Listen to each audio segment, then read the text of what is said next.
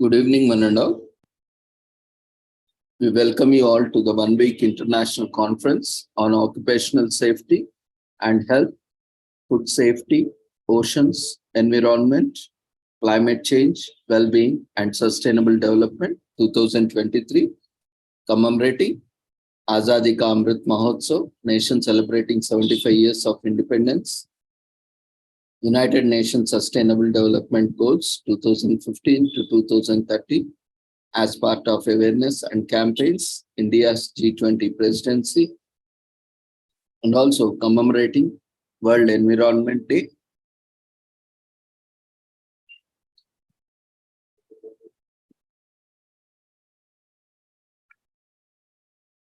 and International Day for the fight against illegal, unreported, and unregulated fishing, and World Food Safety Standards Day, and also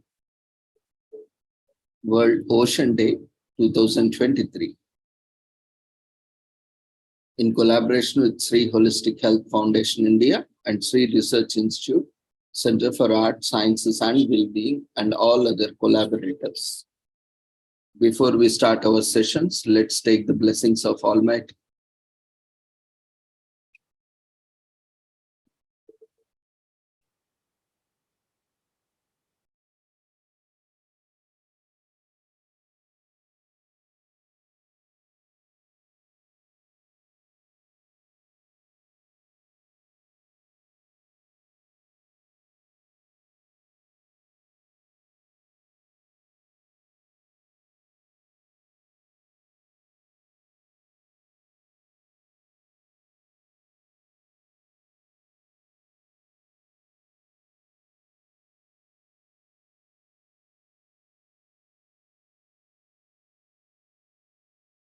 कुरुत्वं कल्याणम् आरोग्यं धनसम्पदः शुभं कुरुत्वं कल्याणम् आरोग्यं धनसम्पदः शत्रुबुद्धिविनाशाय दीपज्योतिर्नमोऽस्तुते दीपज्योतिर्नमोऽस्तुते शुभं कुरुत्वं कल्याणम् आरोग्यं धनसम्पदः शुभं कुरुत्वं कल्याणम् आरोग्यं धनसम्पदः.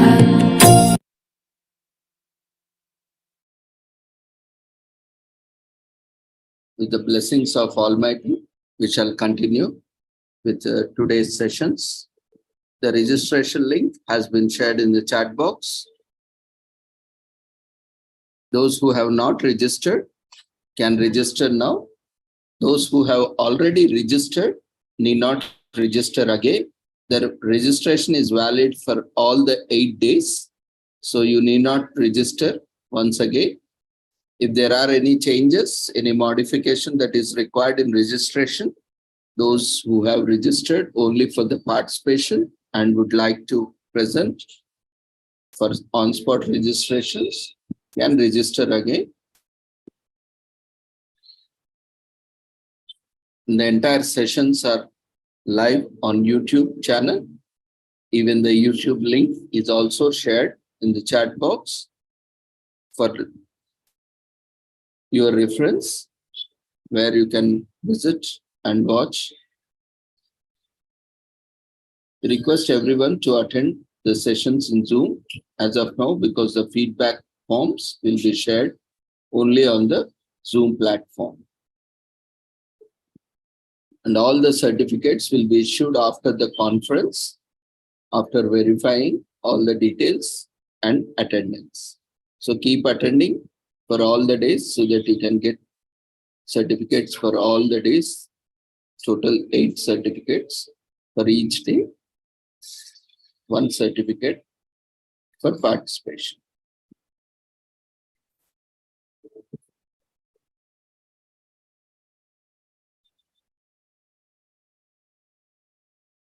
So today we are commemorating World Food Safety Day.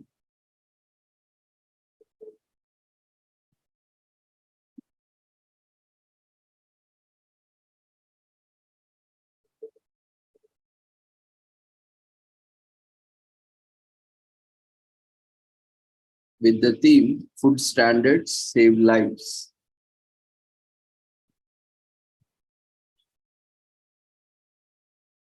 Unsafe food containing harmful bacteria, virus, parasites, or chemical substances causes more than 200 diseases. Recent estimates indicate that the impact of unsafe food costs low and middle income economies around US $95 billion in lost productivity each year. So good hygiene practices in the food and agriculture sectors help to reduce the emergence and spread of foodborne diseases.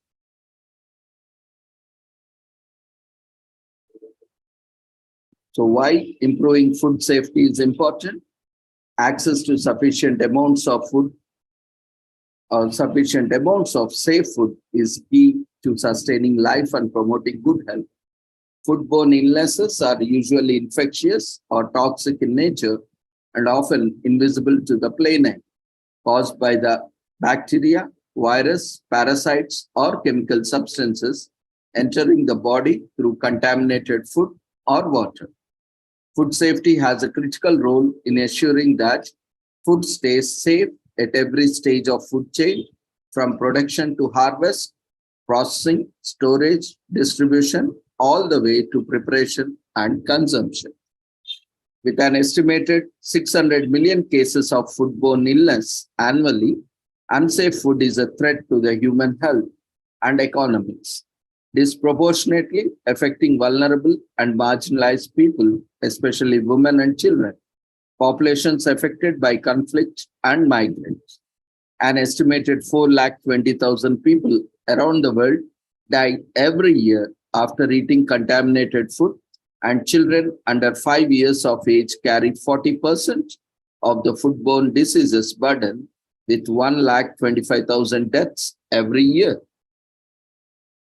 So Food Safety Day on 7th June aims to draw attention and inspire action to help prevent and detect and manage foodborne risks, contributing to the food security, human health, economic prosperity, agriculture, market access, tourism, and sustainable development.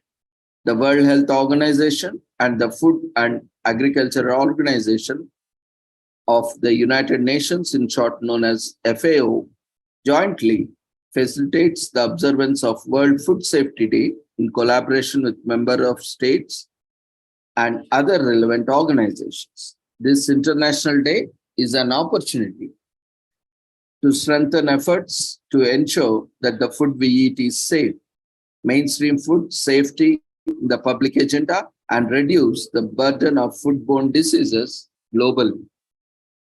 So whether you grow, process, transport, store, distribute, sell, prepare, serve, or consume food, you have a role to play in keeping it safe.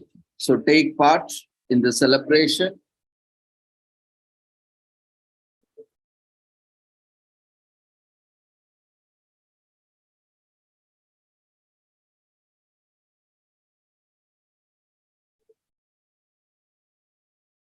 Food safety is everyone's business because we all need food. Under the slogan Food Safety, Everyone's Business, the action-oriented campaign promotes global safety awareness and calls upon countries and decision makers, the private sector, civil society, UN organizations, and the general public to take action. This way, the food is produced, stored, handled, and consumed affects the safety of food, complying with global food standards, establishing effective regularity, food control systems, including emergency preparedness and responses, providing access to clean water, applying good agriculture practices, terrestrial, aquatic, livestock, horticulture, strengthening the use of food safety management systems by food business operations, and building capacities of consumers to make healthy food choices are some ways in which governments, international organizations, scientists, and private sector and civil society work to ensure food safety. Food safety is a shared responsibility between governments, producers, and consumers. Everyone has a role to play from farm to table to ensure the food we consume is safe and will not damage our health. Through World Food Safety Day, World Health Organization, and Food and Agriculture Organization pursue efforts to maintain food safety in the public agenda and reduce the burden of foodborne diseases globally. After a decade of steady decline, world hunger has slowly been on the rise since 2015. An estimated 821 million people in the world suffered from hunger in 2018. If nothing changes, the immense challenge of achieving the zero hunger target by 2030 will not be achieved. At the same time, overweight and obesity continue to increase in all regions of the world. According to the State of Food Security and Nutrition in the World 2019 report, currently, there is no evidence that the new COVID-19 that causes the coronavirus that causes COVID-19 can be transmitted through food. The virus is transmitted primarily by people who are infected through coughing and sneezing droplets, which are then picked up by another person. The best way is to avoid COVID-19 is through good hygiene practices, including in food production and consumption. Here, a word of caution is the sneezing or coughing droplets, which can fall on the food if consumed, can also transmit COVID-19 infection. So cleaning the food materials before consumption is a better way to avoid COVID-19. This is slowly because we do not have that kind of magnitude now, though it is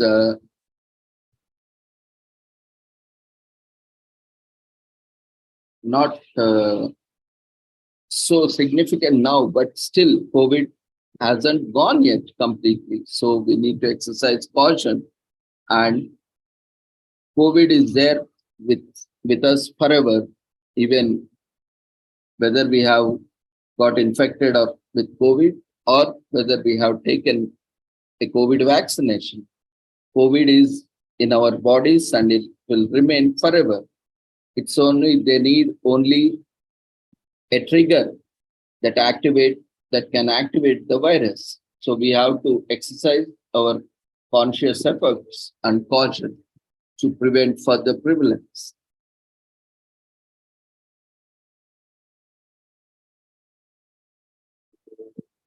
On August 2023, the World Health Assembly passed a resolution, WHA 73.5, to recognize World Food Safety Day as an important milestone and a platform for raising awareness at all levels about the importance of food and safety for performing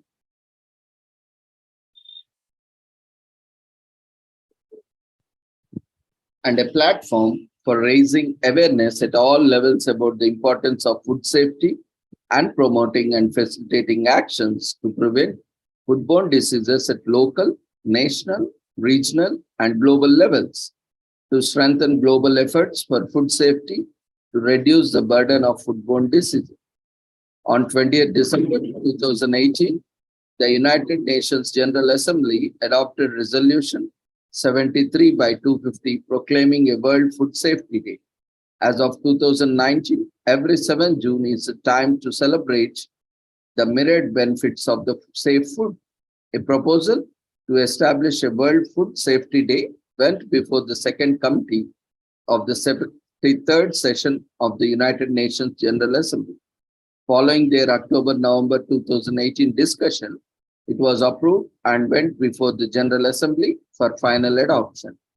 Costa Rica announced their intention to bring a resolution to the Second Committee of the General Assembly during a meeting on sustainable development at the United Nations in New York on 12 July 2018. The 40th session of the FAO conference, July 2017, adopted a resolution in support of the World Safety Day and the World Health Organization expressed their support in December 2017. The Codex Alimentarius Commission, at its 39th session held in 2016, unanimously agreed to promote proposal to proclaim a Food Safety Day on a permanent basis within a framework of the United Nations. Keeping food safe is a complex process that starts on the farm and ends with the consumer. All stages of the food chain, from production, harvest, storage or to preparation and consumption, must be considered. The Food and Agriculture Organization of the United Nations, in short known as FAO, is the only organization at international level overseeing food safety along with all aspects of the food chain. Though a long-standing partnership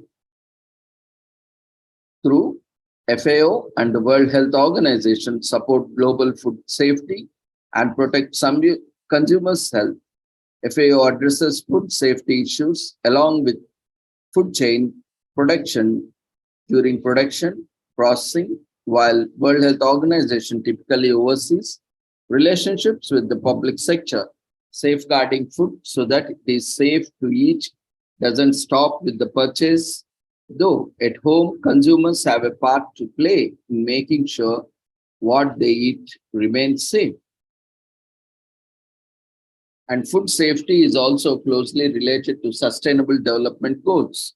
Food safety is a key to achieving several of the sustainable development goals, and World Safety Day brings it to the spotlight to prevent, detect, and manage foodborne risk. Safe food contributes to the economic prosperity, boosting agriculture, market access, tourism, and sustainable development. There is Goal 2, Goal 3, Goal 12, and Goal 17 are related to the food safety. Goal 2, there is no food security without food safety. Ending hunger is about all people having access to safe, nutritious, and sufficient food all year round. Food safety has a direct impact on people's health and nutritional intake. Foodborne diseases are preventable. Goal 12, when countries strengthen their regulatory, scientific, and technological capacities to ensure that food is safe and of the expected quality throughout the food chain, they move towards sustainable patterns of food production and consumption. Goal 17, a globalized world with annual food exports currently in excess of US dollars 1.6 trillion and complex food systems demand international cooperation across the sectors to ensure food is safe. Food safety is shared responsibility among governments, food industries, producers, and consumers.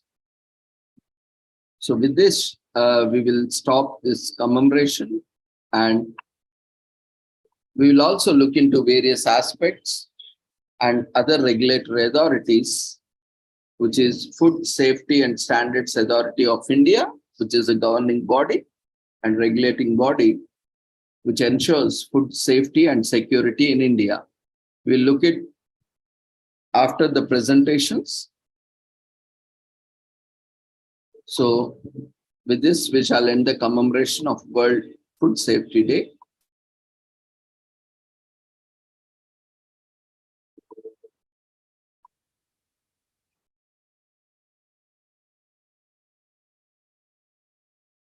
So the feedback form for the first session has been raised in the form of polls. We request everyone to attend to the feedback, and we'll move on to next session.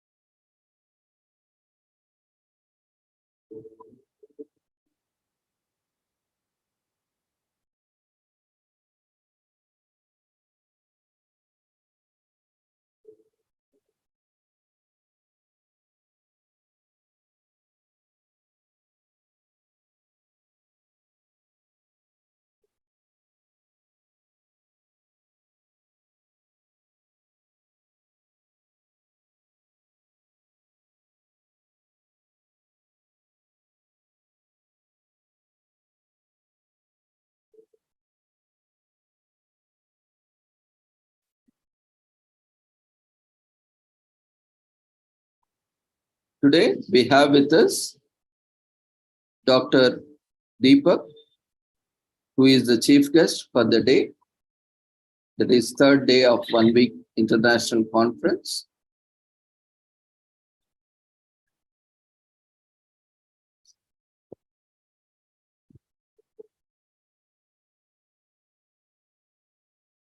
He is assistant professor, Manipal International University, Department of Civil Engineering, Nilai, Malaysia, and is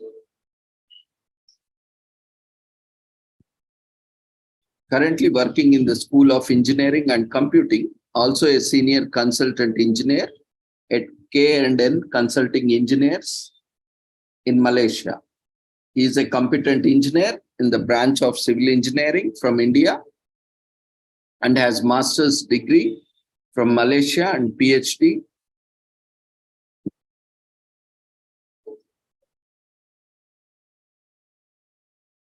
in the branch of soil and water engineering from UPM, and he is also a chartered engineer, fellow chartered building engineer, and BEM registered professional engineer, graduate engineer in Malaysia. And he has a vast experience, more than 2 decades in teaching civil engineering and 3 years in industry. He worked as Dean in Faculty of Engineering at City University, Malaysia, and Linton University College. And he is a dedicated and highly resourceful resource engineer with an excellent customer service record and a superior eye for detail and a multitasker.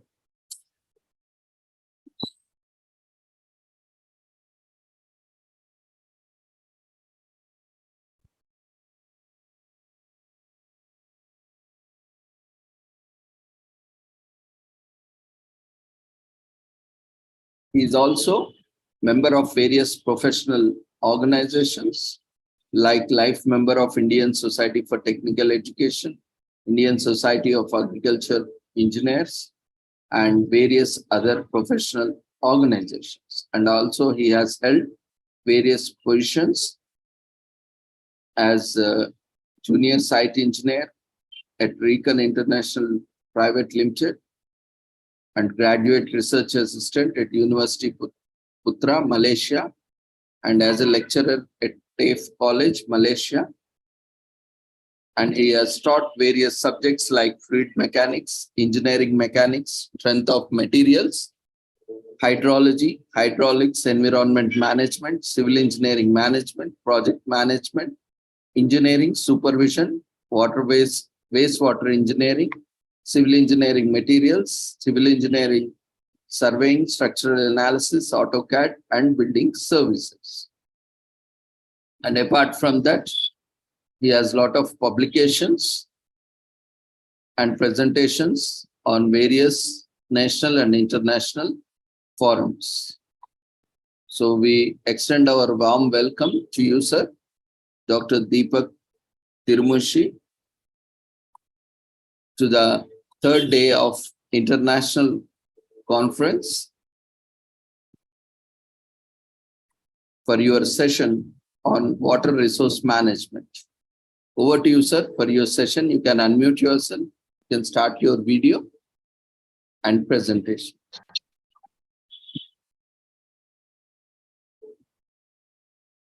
Hi, good evening, everyone. It's actually good night here in Malaysia. So I hope all of them are there with me. You can hear me? Is it clear? Yes, we can see you. But I can't see the videos because I don't know. Can I share the screen at least? So we'll start working on the presentation. Yeah. Please go ahead.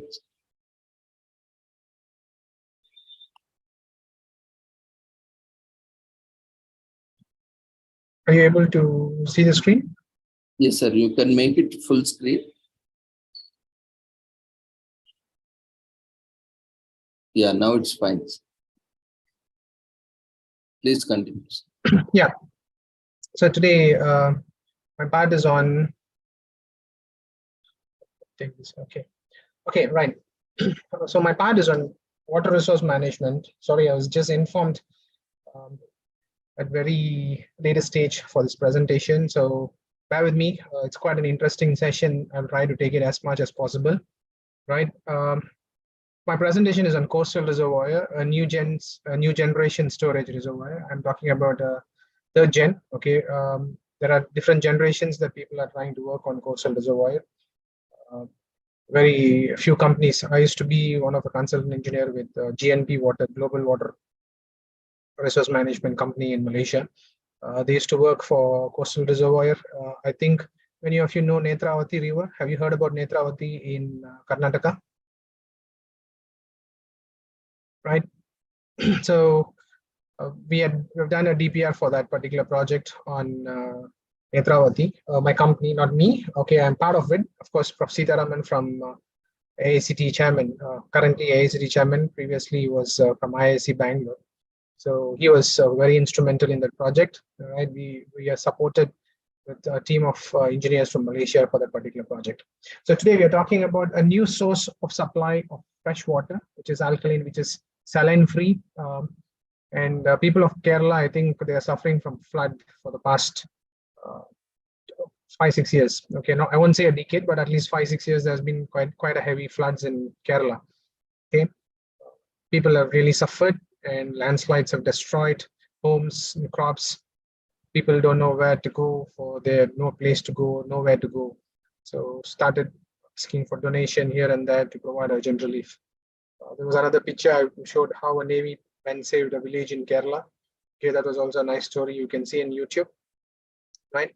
So the other pictures you are seeing on the right hand side is a coastal reservoir that is in China. Right. What is coastal reservoir? So beginning, I would like to highlight Singapore. Right, we have Marina Bay. It is a coastal reservoir that is built with futuristic thinking that people will be able to get fresh water, and seawater can be converted to drinking water or saline-free water. Various types of coastal water are present in this present technological or technopreneur world. Okay, we call river mouth reservoir, estuary reservoir, coastline reservoir, island reservoir. Okay, a coastal reservoir is a freshwater reservoir located in the coastal zone. That's why it is called as a coastal reservoir. Right. So why coastal reservoir is a very big question that we need to look into a bigger picture, and we have a lot of things that is considered as a comparison with a dam, because we always think, why coastal reservoir, why not dam, right? So comparison is fundamentally looking at a few elements that we'll be discussing on land acquisition. If you're looking at a dam, we need to work on large land areas required and needs to be inundated. So we lose productivity of a land. But if you're looking at a coastal reservoir, your minimum land acquisition, we utilize reserves, buffers, waterways, shores, area, etc. Potentially creates new land area and enhances surrounding property value with a significant water body, because coastal reservoir is available, fresh water is available. You can really look into new development, right? So looking at the environmental impact as a comparison, of course, if you see a dam, a loss of fauna and flora, loss of green area, and thus carbon absorption is quite high. Whereas if you look at coastal reservoir, it is man-made wetland, and it's a new ecosystem that we create. It has a minimum impact because it doesn't lose any green area, and the carbon absorption is very much minimal. Right? Looking at the social impact as a comparison, dam creates social issues and faces strong objection from locals and public for us to build a dam. We need to get permissions. We need to compensate people for using their land, compensate farmers for taking away their farming lands, etc. If there is a requirement that we need to build a dam in a farming land, right? But if you look at coastal reservoir, no issues, because we are building in the sea. So absolutely there is no value. So we can right away do that. Governments will welcome us to do this kind of work if we get a project, right? So again, looking at heritage and the historical site, we don't want to inundate a heritage or historical site. But if there is a dam that is coming across, or if there is a flood, maybe if there is a dam break, it might affect a heritage city, right? Whereas coastal reservoir, there is no way it's going to affect anyone because it is going straight into the river, so into the sea, sorry.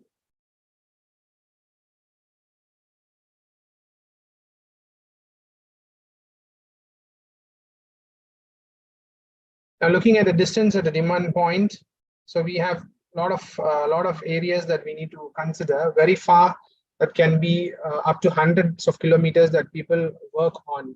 So it's not easy to look into a possibility where high energy cost involves boosting up of pumping resources. We need high demand points, more losses due to longer pipelines.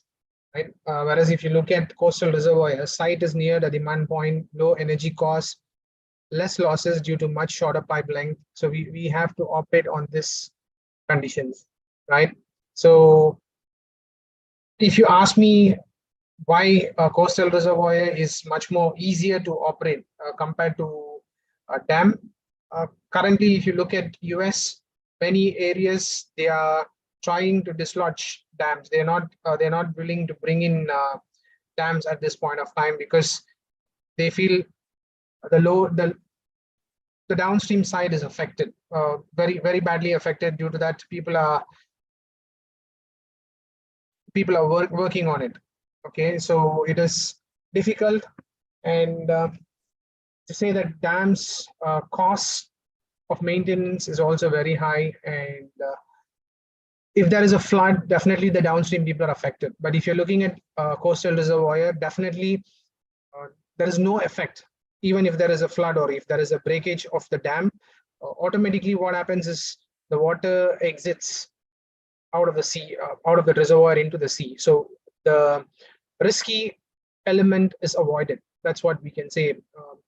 Looking at the catchment area, dams often sited at upstream, thus having smaller catchment areas. During drought, reservoirs gathers no rainfall. But here gathers during the dry season also, it gathers flow during low flow. But sited downstream, thus having larger catchment area. Okay, and expandability, it is limited and difficult for a dam. But in case of coastal reservoir, we are working on a new strategy. We might go for a 4th gen coastal reservoir. We are planning to have kind of sets of coastal reservoirs that can be built and arranged or aligned with the current coastal reservoirs we have according to the demand we have. So when the demand increases, definitely we can build another storage reservoir in the sea where we just need to get a permission from the government and we can expand it. So expandability is very compatible with coastal reservoir, whereas in dams it is very limited and it's very difficult. Risk, of course, there is no low risk in coastal reservoir, but in dam there's a very high risk.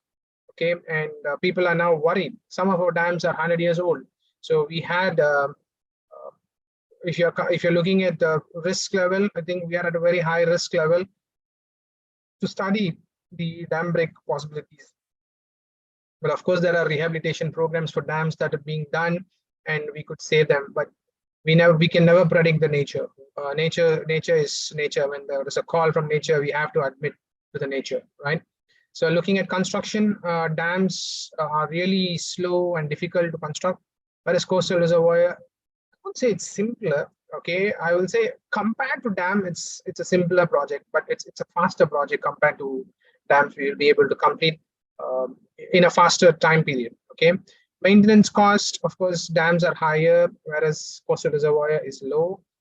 Lifespan, limited lifespan for dams, and for coastal reservoir, it's quite longer. We can say we can increase lifespan, and once we start to build sets of coastal reservoirs to meet the demand, I think we can increase the lifespan. That's about the comparison we had for coastal reservoir and dams. I know it's quite theoretical at this point of time. Don't worry, we'll have some images at later part of the presentations where you can really see what we want to implement, right? So talking about yesterday's challenges today, the challenges are overdue already, right? We feel that there is water scarcity already. in most part of the world, and people are going to fight wars for water.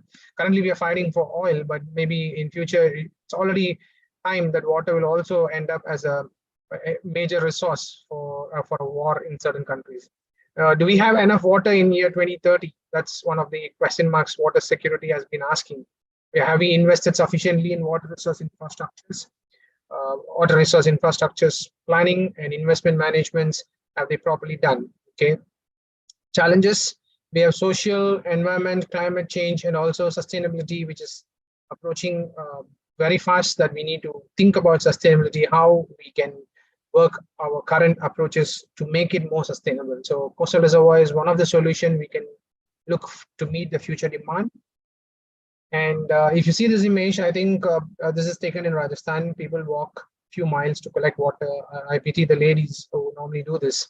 I'm not discriminating, even men walk, but that's a photo, we got it. Okay, more than 60 to 70% of India is vulnerable to drought, and 1/3 of countries' districts have faced more than 4 droughts in the past decade, even as the number of drought-prone areas have increased by 57% since 2007. Okay, this is from Water Resource Ministry. We got this data. And Kerala, why this project I'm trying to talk is about Kerala, because in Kerala, there is already a coastal reservoir which is being built, futuristic. People have already thought about it, but if you look at the bird eye view of Tanir Mukam barrage, this is the barrage picture, right? If you see on the right-hand side is the location, this is the barrage, Tanir Mukam barrage, but this is connected to Arabian Sea. The water comes into the lake and joins, then it goes into different streams. It's a good way of collecting your water that goes into the sea, right? It doesn't, the rivers that come in and settle in the lake and doesn't go, when there is a flood or anything, we can release this water into the sea in Arabian Sea. But this is a strategy what we are talking about. How do we develop? Okay, how the fresh water can be solved. Now we are not looking at a problem, we are looking at a solution. Okay, we need more coastal reservoirs in India, an ultimate solution to solve just not only of Kerala, but also freshwater demand is increasing in India. Now we know we are we outbeat China in population. Now we are the leading populated country in the world. Now definitely there will be a high demand for water, fresh water especially. So thanks to Prof. Sitaraman, who has got a patent on connecting all the rivers and putting through coastal reservoir. He said we can do that. So it's one of the system he invented. Okay, so there are other means water problems that can be solved. Okay, by rainwater harvesting tanks, desalination, reverse osmosis. So we try to give solutions, but at the end of the day, is the solution workable, or is it expensive, or how does it go about, is something we need to know. So proven technology, if you talk about coastal reservoir, it is a proven technology. Countries like South Korea, China, Hong Kong, Australia, Singapore have done this successfully. And now Malaysia also is on the pipeline to put up one coastal reservoir in Penang. Our company GWM is also working on that particular project. We are just doing our DPR. And we have other projects in the pipeline in countries like Indonesia also are looking at this as a possibility for supplying the fresh water to meet the demand. It's just not human being that needs water. You have fluorofauna. Of course, we're talking about technological developments. Every IC chip that is being produced, there's huge amount of water that is wasted. A lot of things in this world need water. So industries, missionaries, manufacturing, big plants, all of them use water. So the demand for water is going to be sky high in the coming century, right? So our chosen area is Kerala, because Kerala normally has good rainfall. That's why we chose Kerala at this point of time. If you think we can also look at other places like Chennai, other side, or Andhra on the other side, we can work out. Okay, this is just a possible thought that we have worked out with our students as a research project, right? So this is a third generation CR we are working on. Currently, there is a second generation coastal reservoir. It's just a reservoir. On top of it, people are working on developing area which could be a riverfront development, and we can generate ROI little quickly. That is what the thought was when we started to work on Netravati. But the second generation, people started to think about adding solar together with it. And now we are going to talk about our third gen. So before we go to the third gen, what we want to highlight, when we want to work on a CR, what are the elements that is required for the proposed scope of work for the feasibility study for a coastal reservoir? We first need to look at pre-feasibility study using secondary data. We did a site investigation and assessment on suitability of the site for construction of a coastal reservoir. Then estimation of a project water demand. We work on hydrological analysis to derive the catchment yield and require the first flush. Reservoir simulation to derive the reservoir yield. Water quality assessment and the water quality status to look at any identification of potential pollution sources in the catchment that we need to flush out before starting to work on the reservoir. Then coastal hydraulic modeling to assess the impact of coastal erosion and sedimentation. Coastal hydraulic modeling to establish the required coastal dam height against the tidal wave run up so that the water doesn't disturb the walls of the reservoir. Right. Then we also have to do the geotechnical assessments, structural assessments, and preliminary design for the coastal reservoir. So of course, there's a bit of study involved, but we do almost similar study for a dam construction in land. But cost, we will come to the cost later part.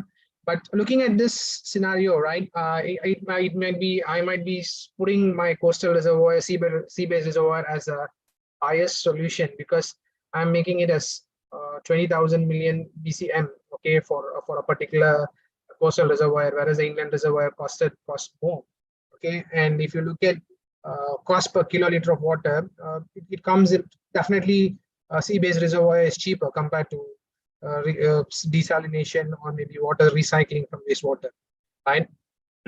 So existing coastal reservoirs we have in China, as I stated, right, Yangtze, Kosher, and we have in South Korea, Simenguan. Okay, South Korea, we have Shiva. You can see the catchment kilometer square, the length of the dam, right, capacity and year completed. So if you think South Korea has started earlier, even China has started earlier.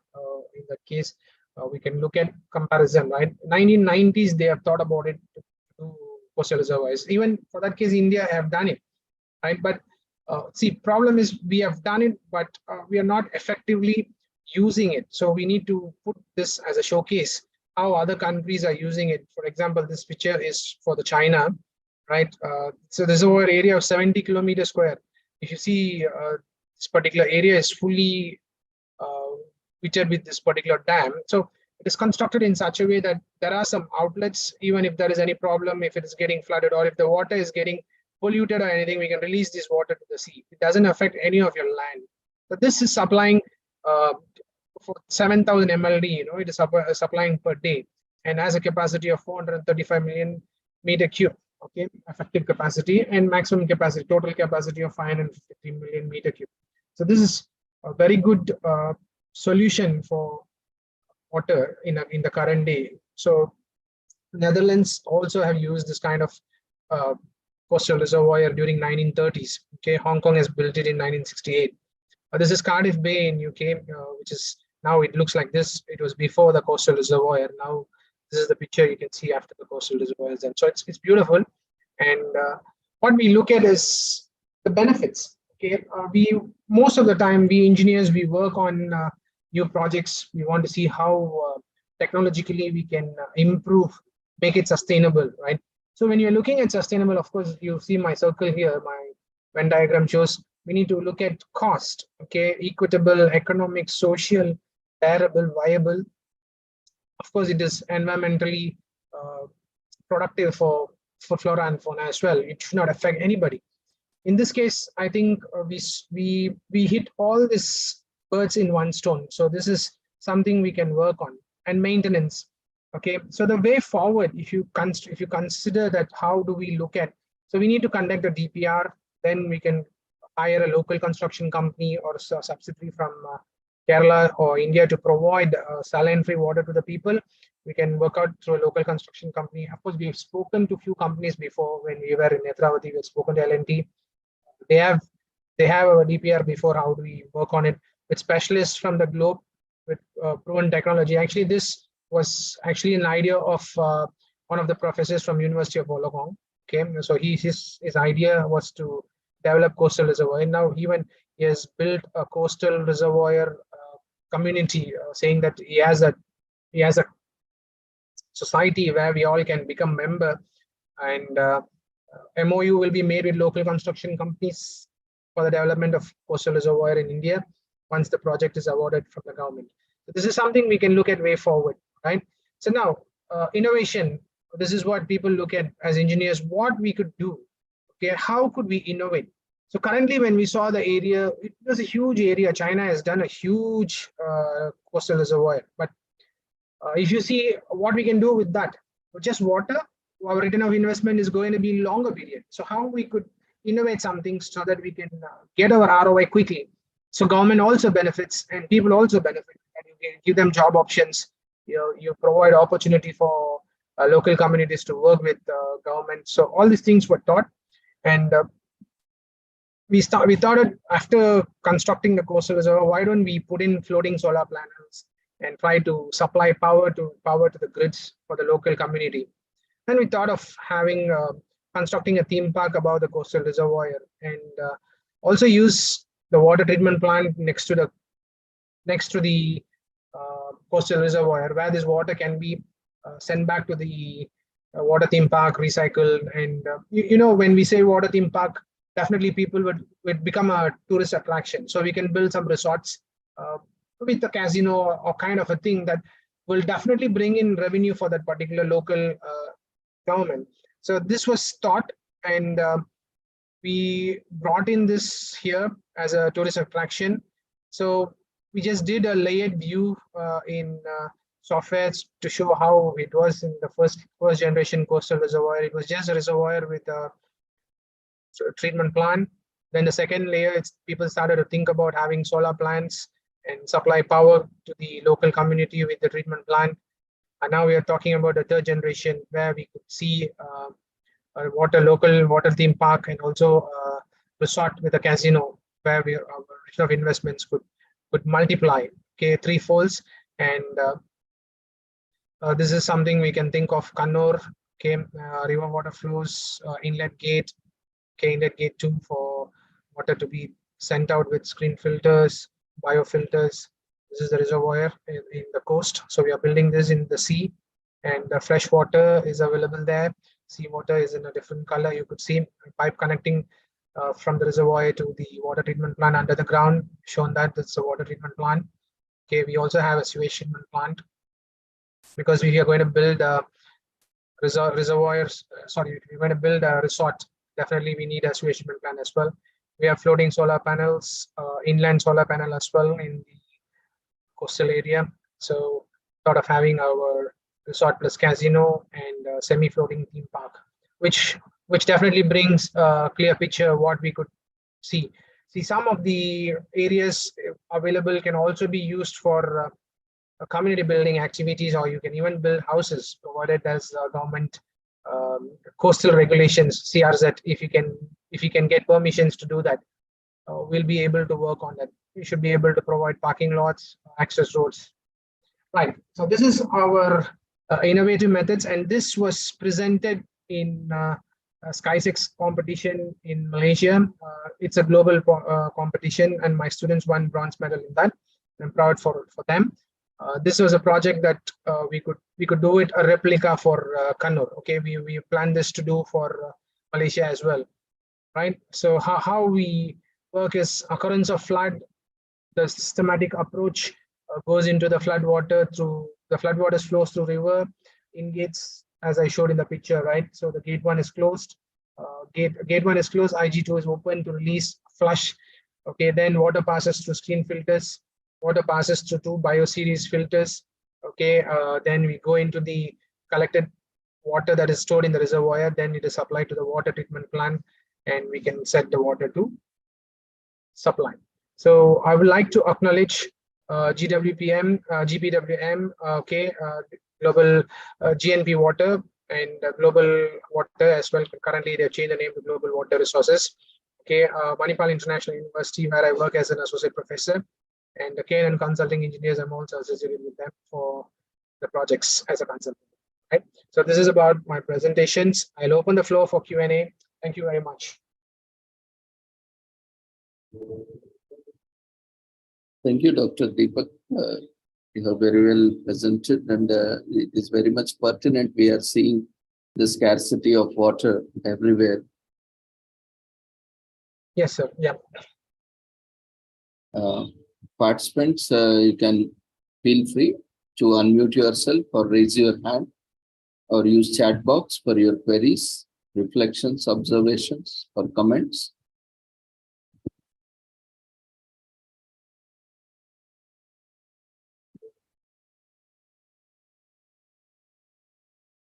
Yeah, Mary, you can unmute yourself. Good evening, sir. I thank Dr. Ravindra sir and Sri Holistic Health Foundation for giving me this opportunity to voice out my opinion. Actually, I am from Bangalore, sir. We see a lot of scarcity of water. Yeah, we get only alternate water, alternate days only we get corporation water, sir. Okay. And it's very in good areas it comes, sir. In other areas like Elanka and Devanali, like that places is like 3 days once water. So this water resources project topic is it's very informative, a lot of takeaway for me, sir. I learned a lot because we face a lot of difficulties in the backward areas in Bangalore, sir, because of, and because it's a very cool place. So for us, we take only one time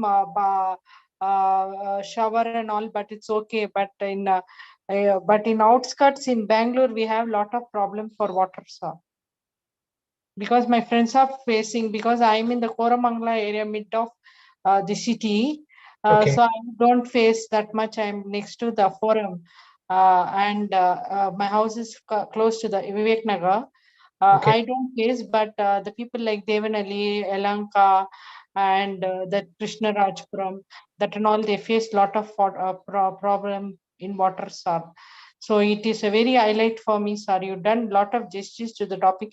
Your PPT is very excellent. I took a lot of points from your resources, sir, and you brought a topic which is really practical in life, sir. So all the best, sir. God bless you. Thank you, ma'am. Thank you. That's a nice point you say you highlighted in Bangalore.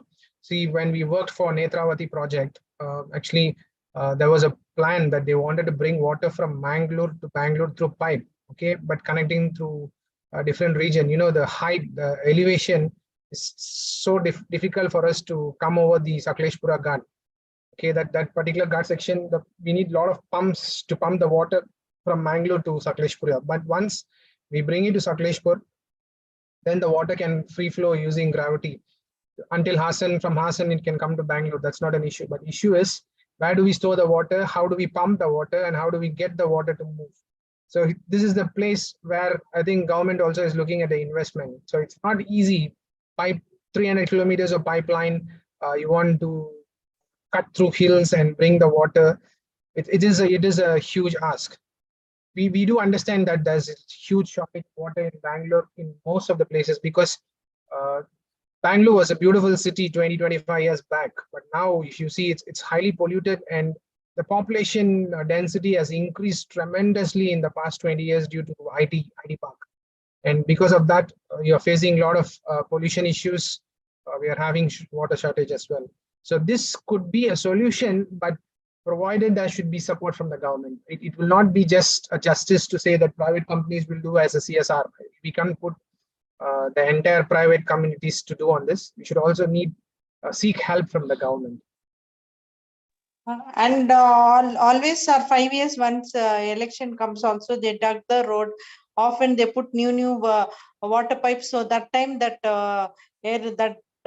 very backward areas, they get less day water, sir. At least we get alternate days, but that people suffer a lot, sir, in the outskirts.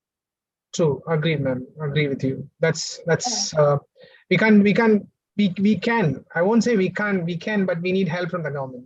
Okay, we have experts globally who could help. We could bring them to India, and we can make this project a feasible one. It's possible. I think actually Your topic is very enlightenment, and it brought me a lot of the problems my friends are facing in the backward areas or in Bangalore, the water problem. So many people are walking and to the public tap and they're bringing water, sir, now also.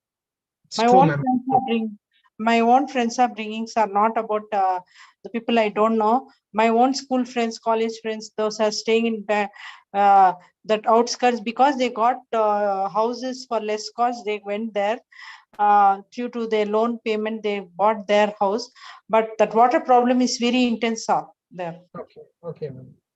Thank you once Thank- again, sir, Thank for you. Dr. Ravindra, sir, for giving me the opportunity to discuss. Thank you, sir. God bless you, sir. Thank you, ma'am. Thank you. Thank you, Mary. There is one more query from Dr. P. Arunachal. Okay. Seawater distillation process is very costly. How to remove salt from seawater economically? Sir, my project, please, sir. We are not doing desalination. My project is water that is going out of India into the sea. I want to protect the water that is outgoing. So that's fresh water. I'm not converting saline water.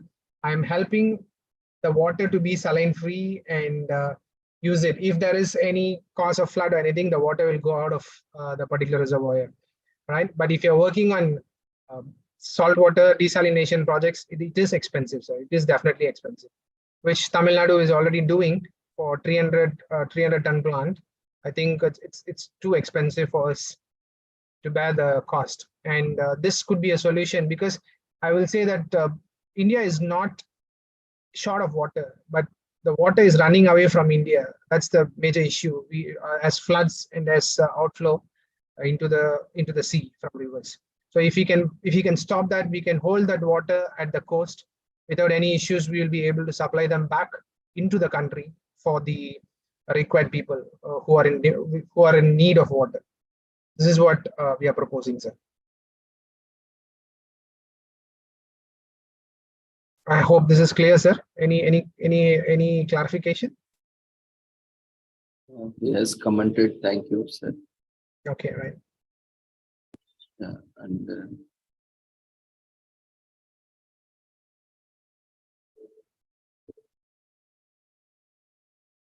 you can unmute yourself and you can share directly. Hello. Yeah, hello. You get ready. Here. Yeah. Please go ahead, sir. Deepak is online? Yes, Yes. yes, I'm online, sir. I'm online, sir. Yeah. So I want to tell to the participants, sir, it is the Professor Deepak done outstanding contribution in the field of water resource engineering. And not only the publication has a practical knowledge of the solving about the water resources problems. The coastal reservoirs is one of the new concept. And actually, I think I'm fortunate with the work with the Deepak to propose some of the coastal reservoirs to India. And still, it is, I think, some issues are there in that one, not for the technical, other areas we can't discuss here. But the India is one of the large coastal zone, more than about the 7,800 kilometers of our area is coast, east coast and west coast. And even the population staying in coastal regions are more. Trade, economy, and everything depends upon our coastal regions. And even today I got the information from the Bangalore. There is acute shortage of water in Bangalore. Deepak knows very well.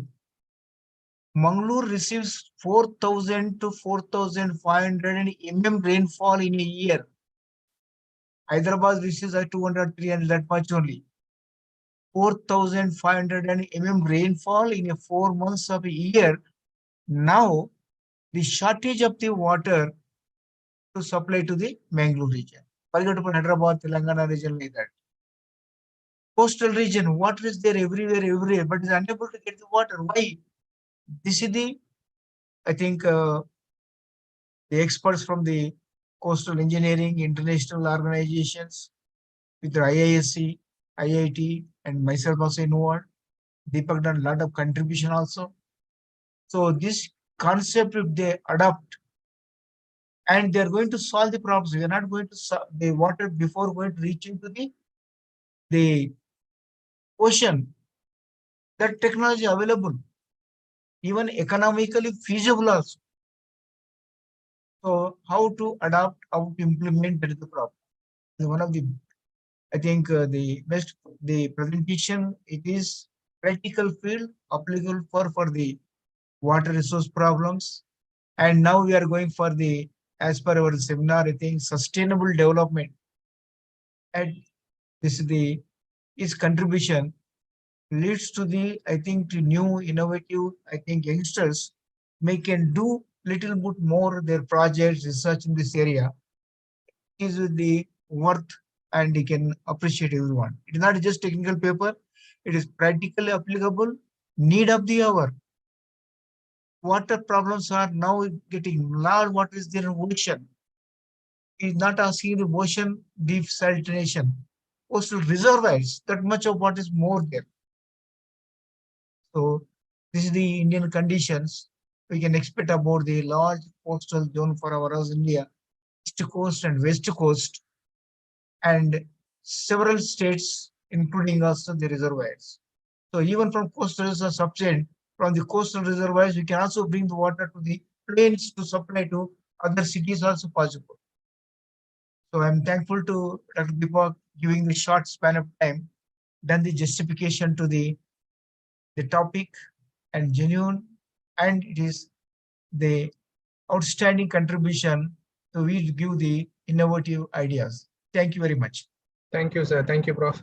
I think I should thank Prof. Venkata Reddy Garu for giving me this opportunity, because he's the one who asked me to present. I had different ideas, so I wanted to put in together and show what we can do for India. So currently, these kind of projects are the need of the hour, as what Prof. just now mentioned, because we are suffering, but there are solutions that we could stop suffering.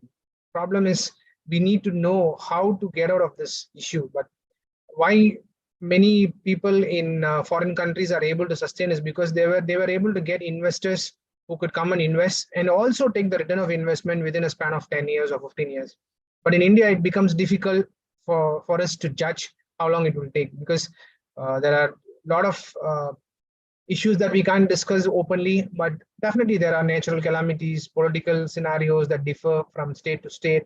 We don't supply, Karnataka doesn't supply water to Tamil Nadu, Tamil Nadu doesn't supply to Kerala, Kerala doesn't supply to Tamil Nadu. So we have this kind of political constraints that put us in different hooks.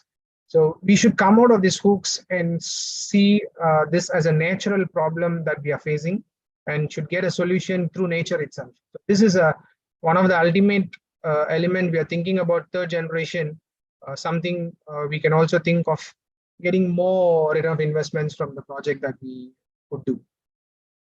Thank you, Reddy Garu. Thank you, sir. Yeah, just one. I think the youngsters, I think Dr. Deepak also can suggest the journals or the working the organizations in the coastal reservoirs also. So anybody want to go for it, because this is the main intention of this team is to give the innovative ideas to the youngsters, and who want to do the justification, the study in detail about their, I think, research contribution. So these innovative ideas will get more. I think the teams are available.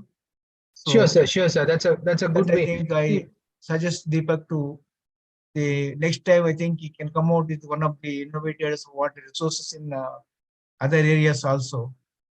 So this the team members can interact with him. Thank you very much. Thank you, Prof. Thank you very much. Thank you, Professor Venkata Reddy Garu, for your observation and also addition. There is one more query, sir, from Dr. Yes, sir. Vidya. Okay.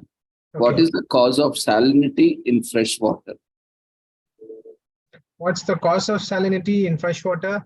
I think there are many reasons which we could put up. Okay, seawater intrusion into the land through the soil is also one of the major reasons. I think me and Prof. Venkat Reddy, we have done a project for Pondicherry state government.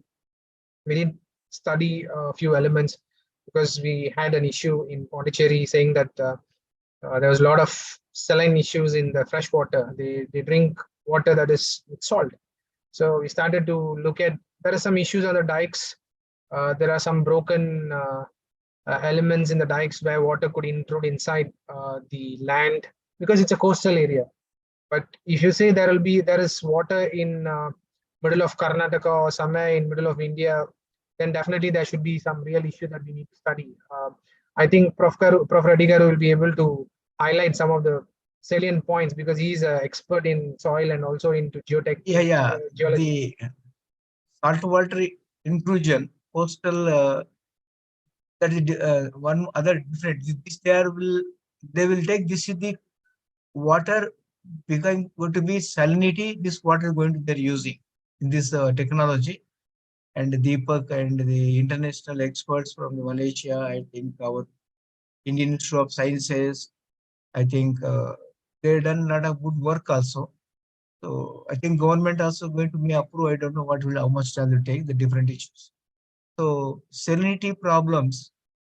So this is the different issues. There are these problems. They can use this salinity problem to be before reaching to the coastal reserve. They can also possible to take out. Then I think there is another proposals also there. I think Deepak also knows about. Yeah. Desalination projects are using for water. Earlier also I think IIT Delhi, IIT Bombay, and IIT particularly Chennai. I think they done a lot of work on this coastal salinization projects and water to be desalinated and taken desalination and supplied to the cities, but that is costly. Whatever the new concept, coastal reservoirs is cost economy and environmental friendly, and it is the lot of water is available. So I think you know about, I think just you can imagine yourself, it's all, if you see from the space, Earth will look like we are in a water. That means entire globe is covered almost 70-75% water, just only 25% is land. Still there is no water. Water, there is no water. Now acute shortage in Hyderabad city also. That is things. So water is going to play a major role in the world coming out. So desalination, one process is there, is working. Like Gulf countries, they're using desalination, they're using all they offered, and they are started about the desalination plant they're using. So such a program is also coming out. So this coastal reserves a new topic and a new research. I think it is coming to the new field. Thank you, Deepak ji, and thank you, Reddy Garu. There is one more query. Are there any coastal reservoir projects implemented or in the implementation phase? Can you throw some light in India? Okay. In India, actually, I myself with my company, our company here, we have proposed for 3 different states, right? We were in the preliminary studies and COVID struck, and we have not moved out of COVID yet. Okay, once there is Karnataka, there is a political change, so we were not able to jump into the ship yet, but most likely Tamil Nadu might call us again to look into the preliminary study and give them a report.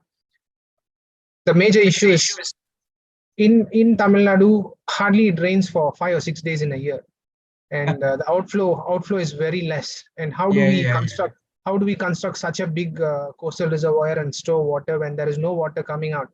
So only water comes in 5 or 6 days, okay, into the sea, and you want to capture that water and keep it for 1 whole year to supply back. That's an issue in Tamil Nadu. Maybe we could see in other states where there is good rainfall. So we are also studying that, and hopefully we will be able to put some light on India with Karnataka as a major player, because Bangalore, as what Prof explained, we get around 4,000 millimeters of rainfall a year, and still there is no water in Mangalore, means something is seriously wrong somewhere. So we should concentrate on that area first and see how we could make our model work 100%, so that the other places will take this as a model. Okay, so that is what we are looking at this point of time.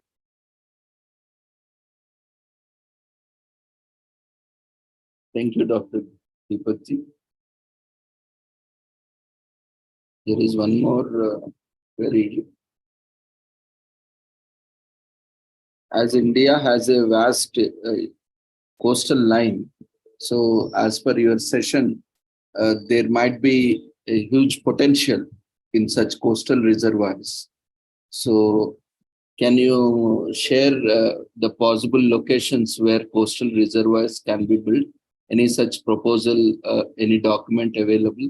Yeah, you can type in Google and search for coastal reservoirs. I think you will get in India almost all rivers. Prof. Sitaraman has got a patent for that. Okay, so he works on that particular project. Let me tell you what is that name.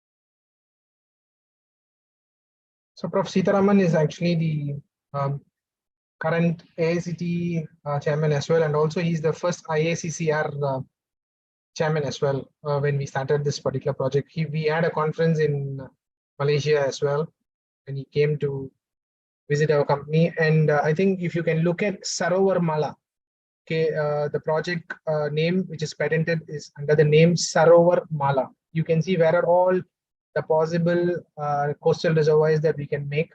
We have two in Tamil Nadu, one in Kerala, one in Karnataka, one in Goa, one in Maharashtra, one in Gujarat, one in Andhra Pradesh, one in Orissa, one in West Bengal. So our entire coastline, we will be able to put up these reservoirs and then supply the water back to the nation. So this is something which was done by Prof. Sitaraman. Okay, you can have a look at that efficacy of a coastal reservoir. It is Sarovar Mala, a chain of freshwater reservoir along the coastline. Yeah. Like Sagar Mala. Sarovar Mala. Yeah. This what for national highway Sagar Mala. Yeah. The national road work. Correct. India requires a lot. I think the need for our water. We can't survive without water. That is the problem.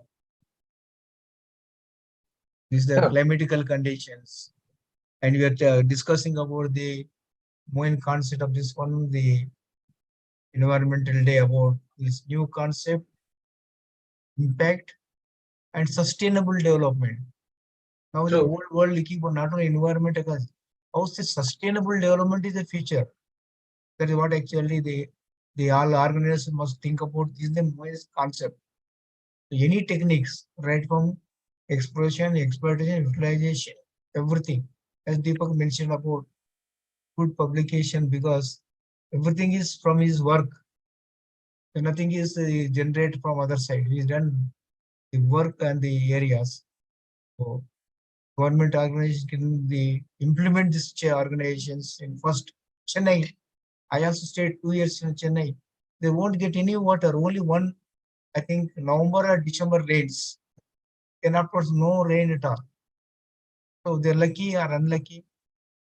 So you can see the water problems really in Tamil Nadu. I live in Malaysia, okay, and it's more than 8,000 millimeters of rainfall we get. Hardly there is no shortage of water, but sometimes during June or maybe in May or June when there is heavy summer, there are some places still there is water shortage.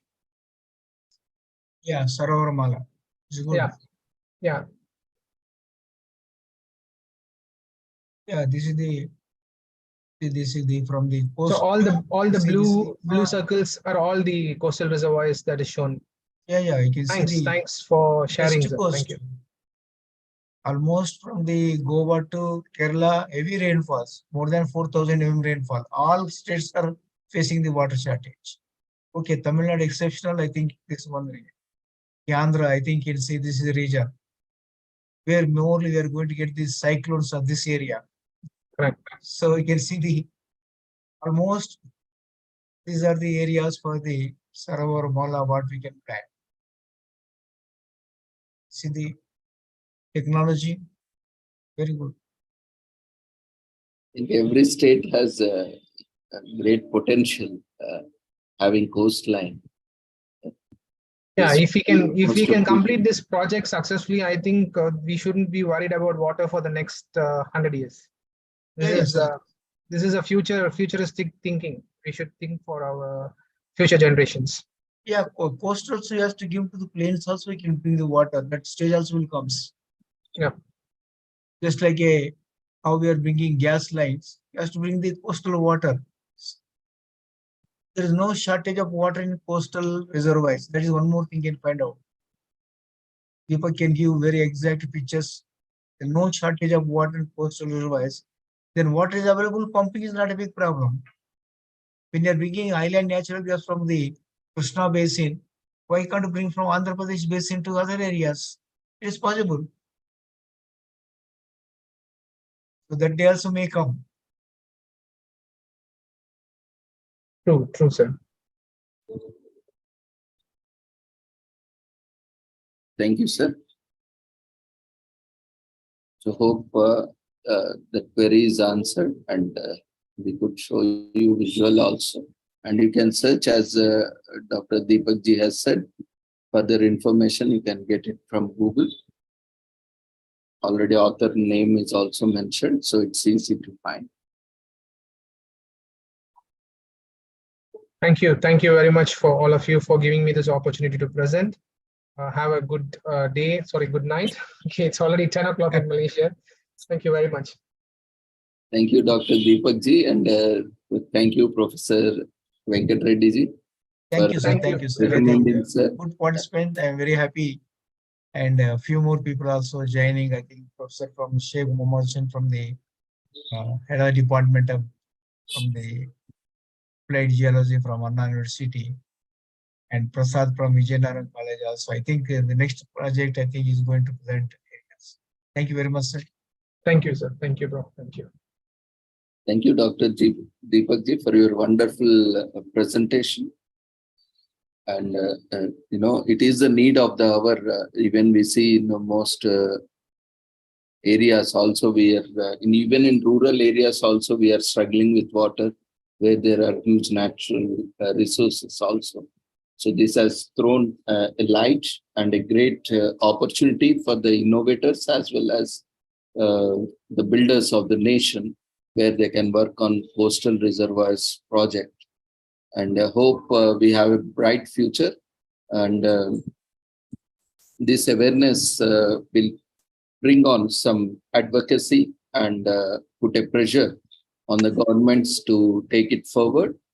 Thank you once again for joining us and disseminating this wonderful information. And we wish you all the success, sir. And Thank hope you will soon handle a wonderful project in India, and we will be able to see in reality the impact of the research, wonderful research you have done. Thank you. Thank you very much. Have a good day, sir. Thank you, sir. Have a great day. Oh, for you, night. Good night, sir. Yeah, good night. Thank you. Thank you, sir.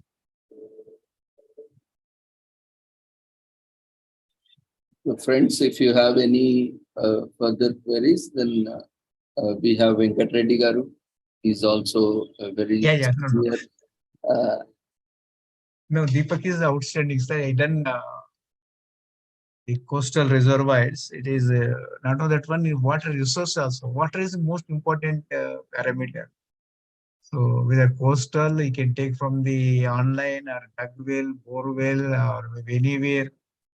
So water is available. Lot of water is groundwater also available, but only thing is we are not available where the water required. That is one of the big problem. Yes, sir. And It's not- Dr. Deepak also rightly pointed out the age of dams is also a great concern. Yeah. Recently, the Periyar Dam and all, recently, which caused a great concern, even in Yeah, Kerala so also. So dams, can you dams, show some light on these dams? dams are India. I think, sir. I think after independence, we are started about construction of the large dams. Can take about Nagar Sagar, other areas, Sagar Sarovar. That is the Sardar Sarovar part. The project I saw that one. The, there is ages also. I think. Okay, water storage is there, but water storage and one more problem is siltation problem. I think the reservoirs are getting siltation problems. The reservoir capacity is reducing. You can see about the our Nagar Sar project and even they call the Srisalam project in India, and you can see about the Sagar Sarovar projects, other areas in Gujarat region or other areas. I think so. The siltation problem is, I think, that reducing the capacity of water. Okay, we require water, surface water we can use. Oh, India, for example, like I think, I think participants from the different regions or in the particular Telangana region, at least we are in a position to give the water from the Krishna water tapping now supplied to the water. That is one more the important, what the government is claiming, the Mission Bhagirath. I'm not a politician, but anyway, Mission Bhagirath, the scheme is practically reaching water to the all villages. Why? Because this water is, we are not taking from the Krishna basin water, but we are supplying to that. So the water is reduced, again problem for us. So the water is going to major problem in all spheres of the areas. So water is available. What we are, our planet itself is no water, but still there is no water where we require. But what is available? Groundwater reserves also available. Surface water reserves also available. Coastal reservoirs are these are the new concept. Why can't you tap the coastal reservoirs which are using that one? So I think technology today look like the same. Just like earlier we are using about this, what they called the solar energy, or it may be using about the electrical energy, or no electrical, I think cars are running. Earlier not that. Now we are the reality. Tomorrow this water also may come out, the reality also may come out. The technology today is costly, tomorrow is going to be useful. So anything is required for the need of the hour. We have to look for our survival. So economy and the cost economy also not much in coastal reservoirs. They can get the not much economical wise also. Technical feasible is there, resource available. Only thing is planners has to implement. That is important, sir. We can't implement these things. Planners has to take the decision. This is behind our knowledge, but they can has to be coordination. People can suggest to the government agencies to plan for the future. Thank you, sir. There is one comment, sir, in the chat box by Dr. Vijaya. Telangana government has successfully implemented Mission Bhagirathi that Yeah. supplies potable water We're and getting a every water. village. Yes, sir. We're getting. So is it possible for laying down pipeline and supply water for nearby states? I think this, Water supply to where, sir? no, as the Telangana government is doing, and Yeah, supplying water to every nook and corner of the state. Will it be possible to have similar infrastructure, similar setup to supply water to nearby states? yeah, no, the state can plan, possible to plan, sir. Andhra Pradesh also can plan because this is Telangana. I think they compared to Andhra small state. Why we are not discussing about the political things, but technically the water source coming every village we are getting. Into my village and remote villages we are getting water. Now people are not forgotten about the wells and everything. They are getting water. So if they implement such a schemes from the still Andhra Pradesh still having a chance because they can water from the Krishna basin available, Godavari basin is available. It is possible to supply to each village. Is not at all not any problem at all. Only implementation they has to plan. And not only these two states in entire India also possible to have that one. Because we should not think about only two states. So India also, there are all these states possible to implement. The local governments has to think about this one to plan it. It is possible. Thank you, sir. And today we are also celebrating World Food Safety Day. So water safety, quality, and purity is also plays a very important role in promoting health, well-being, and sustainable development. So when we look at this project, sir, like where we are trying to connect all the rivers and water sources in India, is how do we tackle this problem? And there is a great concern from the environmentalists that the water can be contaminated. If one river source is contaminated, the entire water Yeah. sources can get contaminated very easily. So, what is your observation on this, sir? Could you share some insights? And how we can improve quality of water, especially in these river sources or reservoirs? Yeah, no. The surface water, I think, reaching to the storage reservoirs, I think it geologically, hydrogeologically, and water from the, I think, pollution will start because it is various levels. So, we has to see about the, I think now we are getting using, but purification and supply is one of the process. Earlier having about, I think, about the major problem in the our India is fluorine content, that is called fluorosis. You know about the fluorine content, if reach more than 1 or 2 or more than that one mg, I think it is the fluorine content. Fluorine content is less is the problem, fluorine content more is the problem. Fluorine content less means we have the problem with bones. More also it is a problem.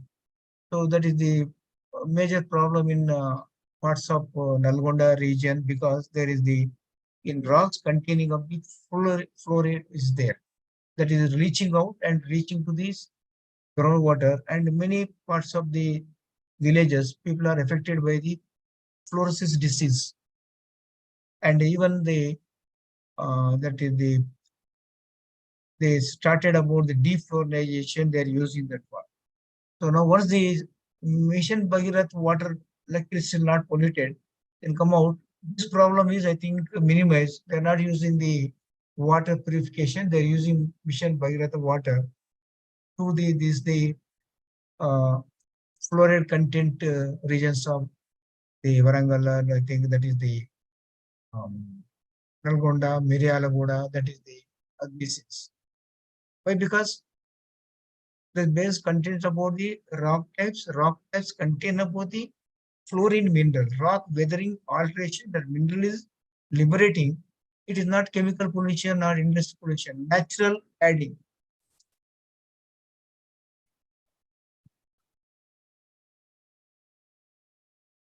Hello, Deepak ji. Still I'm discussing with our the still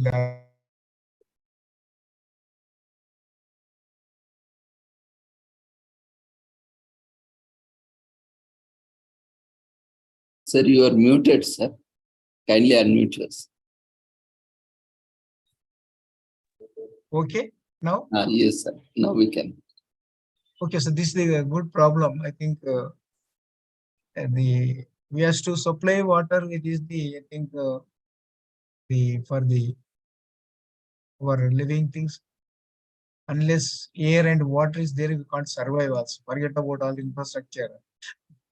So, issues are there. Resources are available. So as long as available, we can go like that. Now I think energy issues change. Electrically we are using. Electrical cars are running. And okay, some problems are there, okay.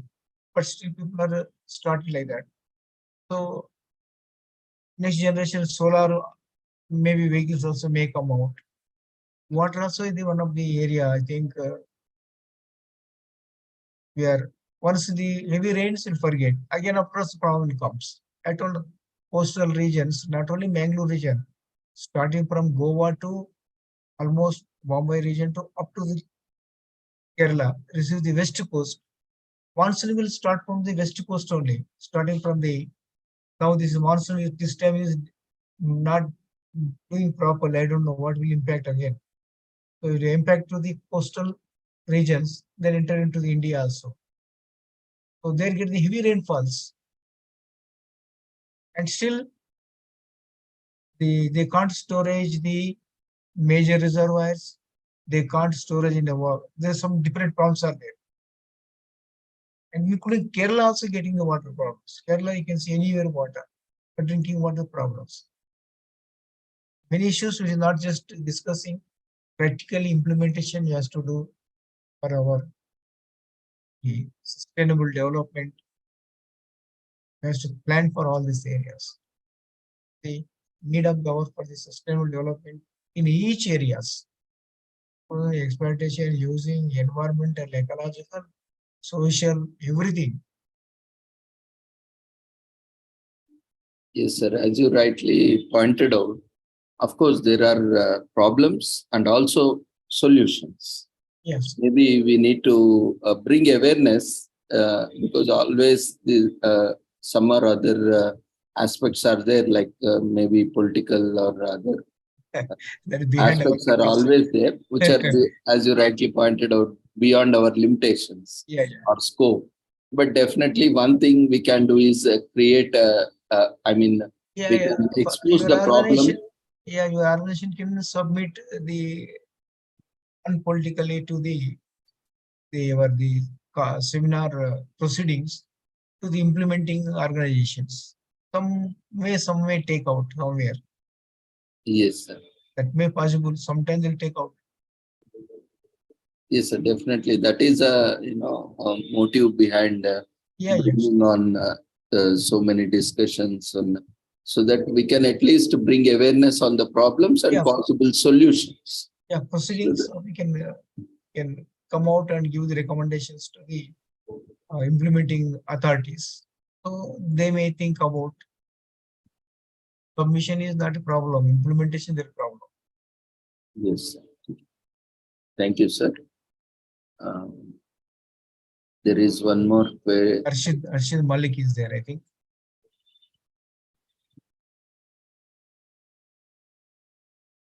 I'm very happy and a good commit. Good interaction. Arshid Malik. Yes, sir. Yeah, would you like to share your feedback or comments? Yeah, sir, it was a great session. I'm from the environmental background. I got a lot of things to know from the sir, Venkat Reddy sir also, and from we need to have some like the leaders like the sir and the sir from Malaysia also. Like there are the problems we are facing. I'm also working on the coastal area, so I have done a survey. People are facing a lot of problems, a lot of issues over there. So we need to have a change now. We need to formulate new, strategies how we can counter this drinking water problem. It was a great session. Thank you. Thank you. Really appreciate it, sir. Yeah. You can also contribute. I think you're a technical person. Your observation also gives new areas also. Because the research is required micro level studies. Still, we require more. Case studies will give the areas to more inputs for future to look after into the new issues. What is I think Ravindra told about the organization. So food safety and water, sustainable development is a need of the hour. Good topic, and on the eve of the environmental day celebrations. Thank Many you, issues sir. are there, sir. I think. Yeah. So, There is one more comment, sir, in the chat box. Rajendra, Reports indicate that water vapor from the atmosphere is being condensed to supply water. Is it feasible? If so, what would be the environmental implications in the long run? yeah, that is recently coming out now, sir. I think water can be, I think, extracted from the, I think they can use anywhere. That is, Yes, I sir. think. Recently, there are some equipments or devices. Meeting chat and Anyone, I think, I am not that much expert, but is water can be generated through the air also possible. But I think water loss may be there, but I don't know what environment issues. There is new concept is coming. Water can possible to bring out that also possible. It is now what is available, because we should not maybe impact, because the water moisture can be reduced in the environment. That is the unnatural. Yes, sir. That Now you can see how much concern is the there. Hyderabad is very hard now. So that is also a concern. If we extract that, all the moisture content from the air, again it will- will become more hot. So that is also one concern, and now it the will discussing, also I impact. think, yes, sir, lakes in areas where construction, we are saying that we don't disturb the lakes because of the water, the surface water. I think they can have the standing. The other way, the people are thinking about the infrastructural developments. So this is the problem. Both are, the government will double role. We can't say anything. There is big issues are coming out. Ultimately, we has to see about the water resources. Whatever. That also new topic came out. I think how much environmental impact will take place. We'll find out, sir, that what is the new topic. Thank you, sir. Vijay, I think, is there. One more person. Anyone else would like to share? Feel free to share your observation or comments. Yeah, Kaur, you can unmute yourself. good evening, sir. Am I audible? Yes. Good evening, sir. The session is very informative. There is one question for me. I want to ask, what is the value of danger mark in canals or in dams? How it works?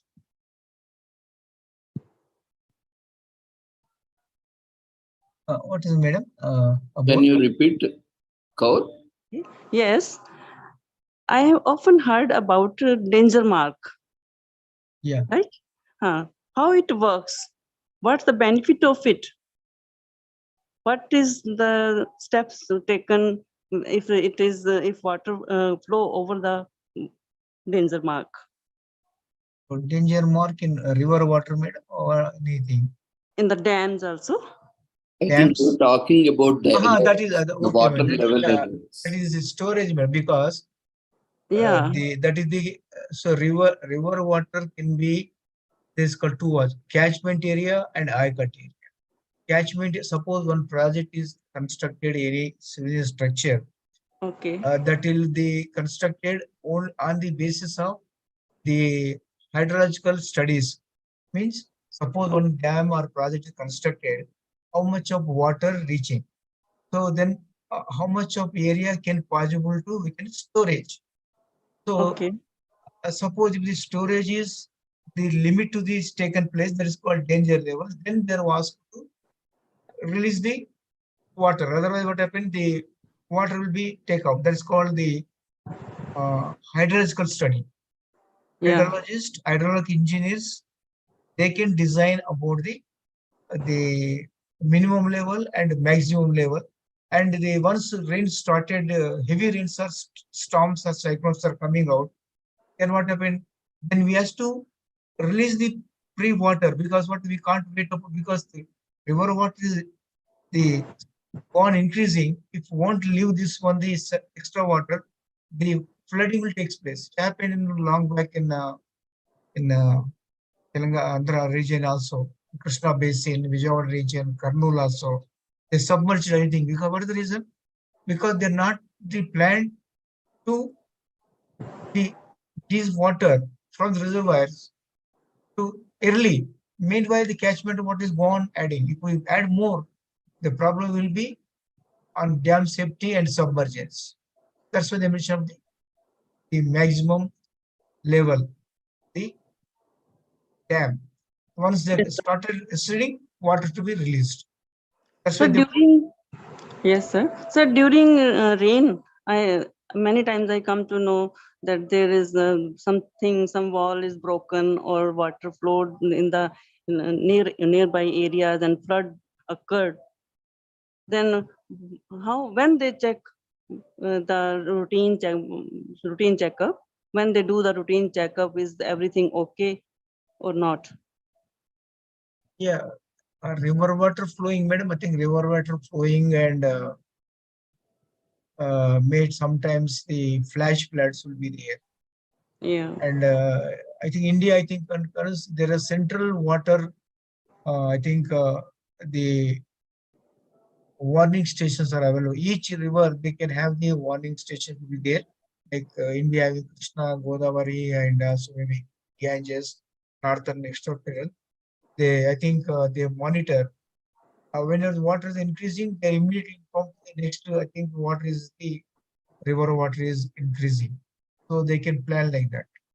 So the dam burst, water infiltration, surface water infiltrations. So even in spite that one, floods also will come, flash floods will come out. Okay. Thank you, sir. Yeah, yeah. Many issues, madam. The water resources. I can't solve this discussion. Okay. Thank you, sir. Thank you very much. I think Ravindraji can conclude. Thank you, Professor Divin Katreddy garu, for your value addition. You have really contributed to the session, and we thank you for your support you have extended, and we always look forward for your guidance and support and mentoring, Yes, sir. so that we can promote this awareness on sustainable development. Yes, yes. Thank you very much, sir. Thank you, sir, once again for joining us. We wish you all the success and look forward for more sessions from you. Yeah, yeah. Tomorrow also, yes, sir. Tomorrow a little late for me. Yes. Thank you, sir. Good night.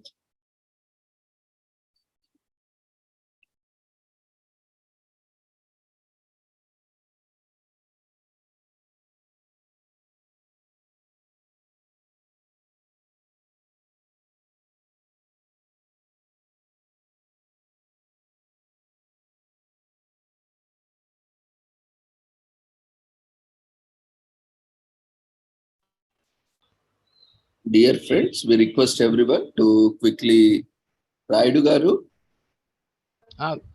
Hi. Yeah, good evening, sir. Would you like Good to evening. add No, to the I joined late. I'll come back to you again. I'll listen to the people today. we had topic on coastal reservoirs, sir. Okay, I'll join. Is it now? No, we just concluded the session. Okay, okay, okay. Dr. Deepak and Venkat Reddy garu joined and they Okay, okay. contributed, just concluded, and we are now taking up on this food Okay. safety. Okay. I'll join you a little later because some guests are at home. Okay. I'll Okay, join you. okay, sir. Thank you, sir. Dear friends, feedback form for session 2 has been raised. We request everyone to quickly provide the feedback. Then we'll look at various aspects of food safety. We have a premier organization, regulatory body, which is known as Food Security, Food Safety and Standards Authority of India. So we'll also look at some preparations, food preparations.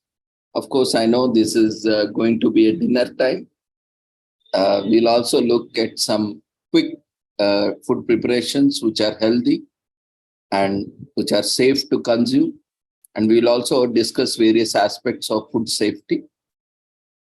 You can take a quick break and you can also fill the feedback form, and we will resume the next session in another 10 minutes.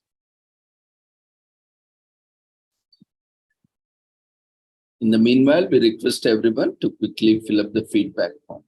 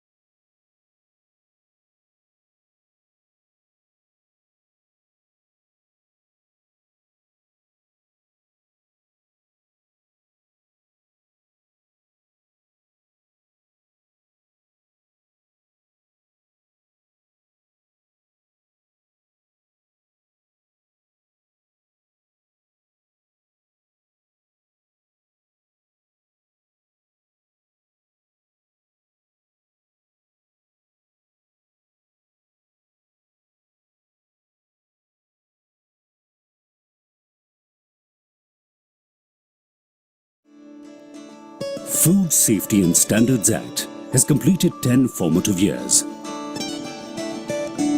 And this is the story of its journey.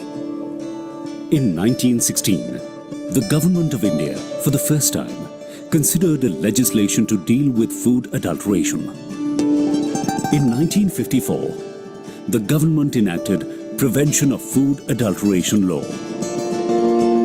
Later on, different ministries made different laws for different commodities. On 23rd of August 2006, Food Safety and Standards Act was formed and the real change began. The Act brought a revolution as it shifted the focus from adulteration to a more holistic approach of ensuring food safety by setting standards. And then in the year 2008, Food Safety and Standards Authority of India was set up as the food regulator of the nation. Since then, it has been setting benchmarks, regulations, and guiding principles for food safety and nutrition. FSSAI has been constantly promoting safe food practices to ensure that more than 130 crore Indians get safe food every day. FSSAI created a robust system for food safety in the country.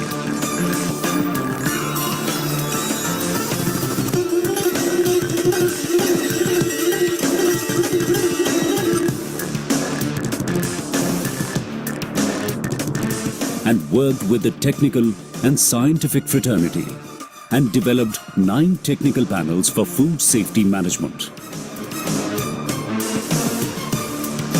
FSSAI has also developed a network of organizations to facilitate and coordinate activities, exchange information, develop and implement joint projects.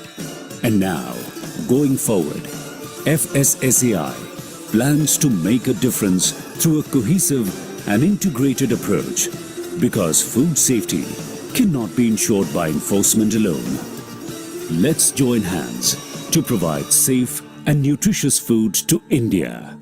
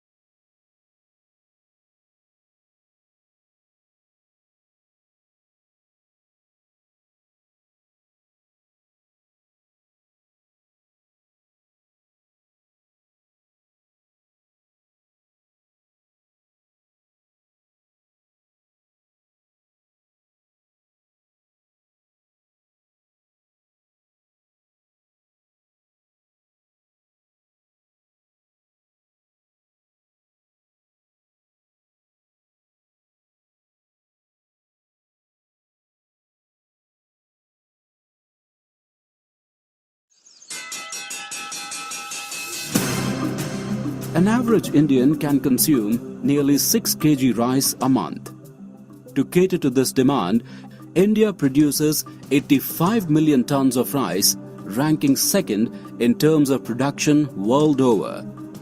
With a swelling billion-plus population, varying range of micronutrient deficiencies prevail in India.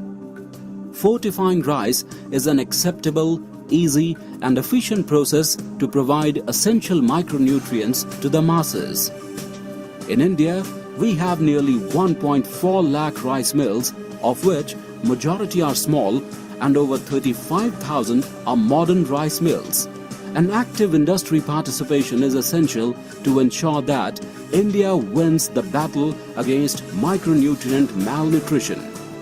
Fortifying rice is simple and clinically proven by the National Institute of Nutrition. Rice in India is fortified using extrusion technology. The brokens from the rice milling process are used as a raw material. A mill grinds the broken rice grains to make rice flour. It is then mixed with the premix of essential vitamins and minerals in a flour mixer. They are mixed layer by layer for even and effective mixing. The mixture then travels to the preconditioner, where steam is added to the mixture. The screw conveyor lifts the mixture to the feeding hopper, where water is incorporated. The temperature and moisture content of the mixture is constantly checked with the temperature moisture detector gun during the process. The hopper feeds the mixture into a twin screw extruder. The mixture travels through the main motor, the feeding motor and the cutting motor within the extruder. It is crucial to maintain the temperature and pressure in the extruder and the speed of the motors to attain the perfect result. After manufacturing, the kernels through the pneumatic line travel through the vibratory dryer and then to the multi-layer dryer. The kernel, after drying, pass through the screener, also called vibro separator, to check and remove any extraneous matter. Enhancing the quality check, the kernels are passed through the permanent bar magnet to check presence of any metal substance. To doubly assure its quality, a sample is collected for quality check. Collected in 1-ton bags, the fortified rice kernels are now ready to be mixed with milled rice through blending process. Depending on the size of the rice mill, manufacturer may choose batch mixing or continuous mixing. Not all the rice mills need to install an extrusion line to make fortified rice kernels. Most rice mills can procure FRKs from these manufacturers and install a blending unit to produce fortified rice. The kernels after blending are again taken for quality check to ensure the kernels are well blended. The blend is near perfect and the final product is no different from the milled rice even after cooking. Fortification costs 40 paisa to 1.3 rupees per person per day depending upon the cost and types of nutrients added. Fortified rice reduces vitamin and mineral deficiency, also known as hidden hunger. Early and mass adoption of rice fortification is critical to ensure a healthier generation. Easy but effective rice fortification is a simple way to fortify our future.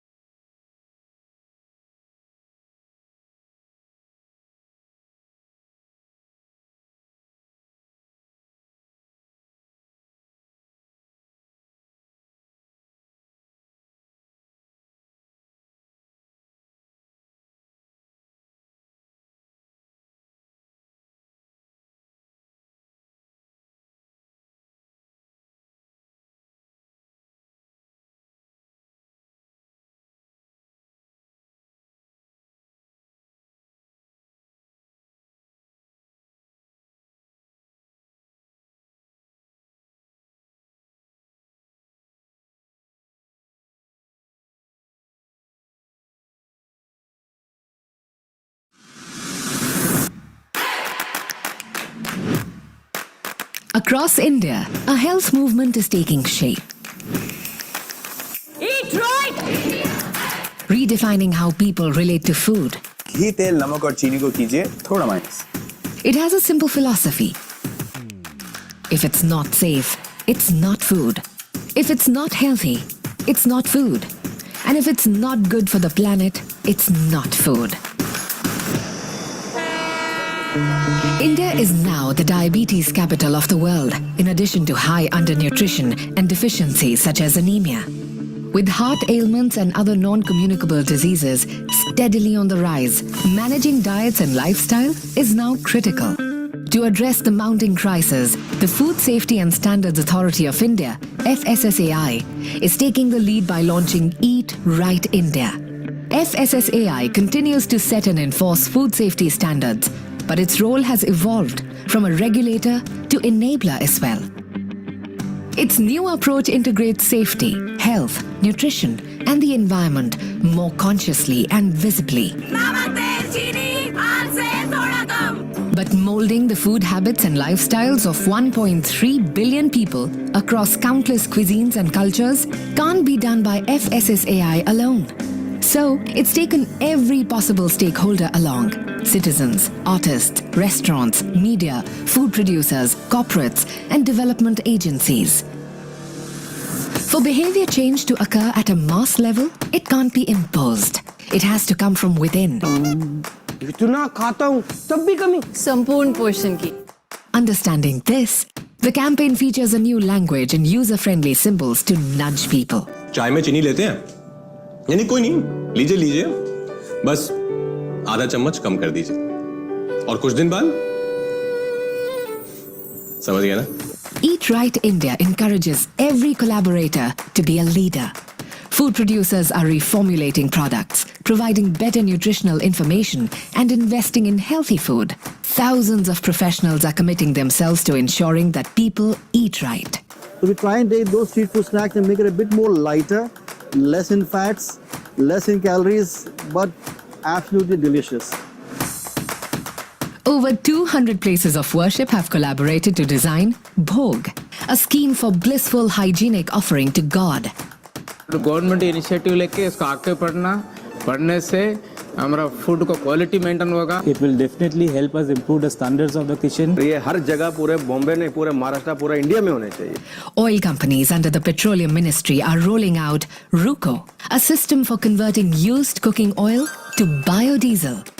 To sustain a movement, constant innovations are needed. And so, clean fruit and vegetable markets and clean street food hubs are being created.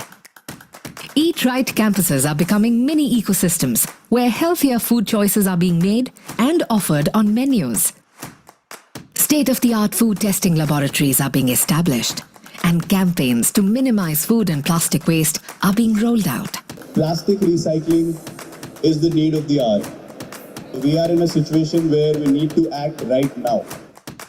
To strengthen behavior change, online Eat Right platforms are being used to train frontline health workers.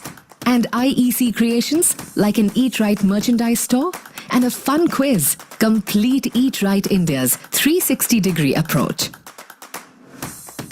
Decades ago, the Indian freedom movement was launched by Mahatma Gandhi, a figure deeply respected for his commitment to healthy eating and living. Eat Right India hopes to ignite a similar mass movement for health. The Swasth Bharat Yatra, a pan-India cyclothon, was a crucial awareness campaign to inspire citizens to take charge of their own diet and health. Mahatma Gandhi के 150वीं जयंती वर्ष के उपलक्ष्य में देश भर में कई कार्यक्रम आयोजित हो रहे हैं. इसी कड़ी में FSSAI ईट राइट इंडिया अभियान के अंदर खाने की अच्छी आदतों को बढ़ावा देने में जुटा है.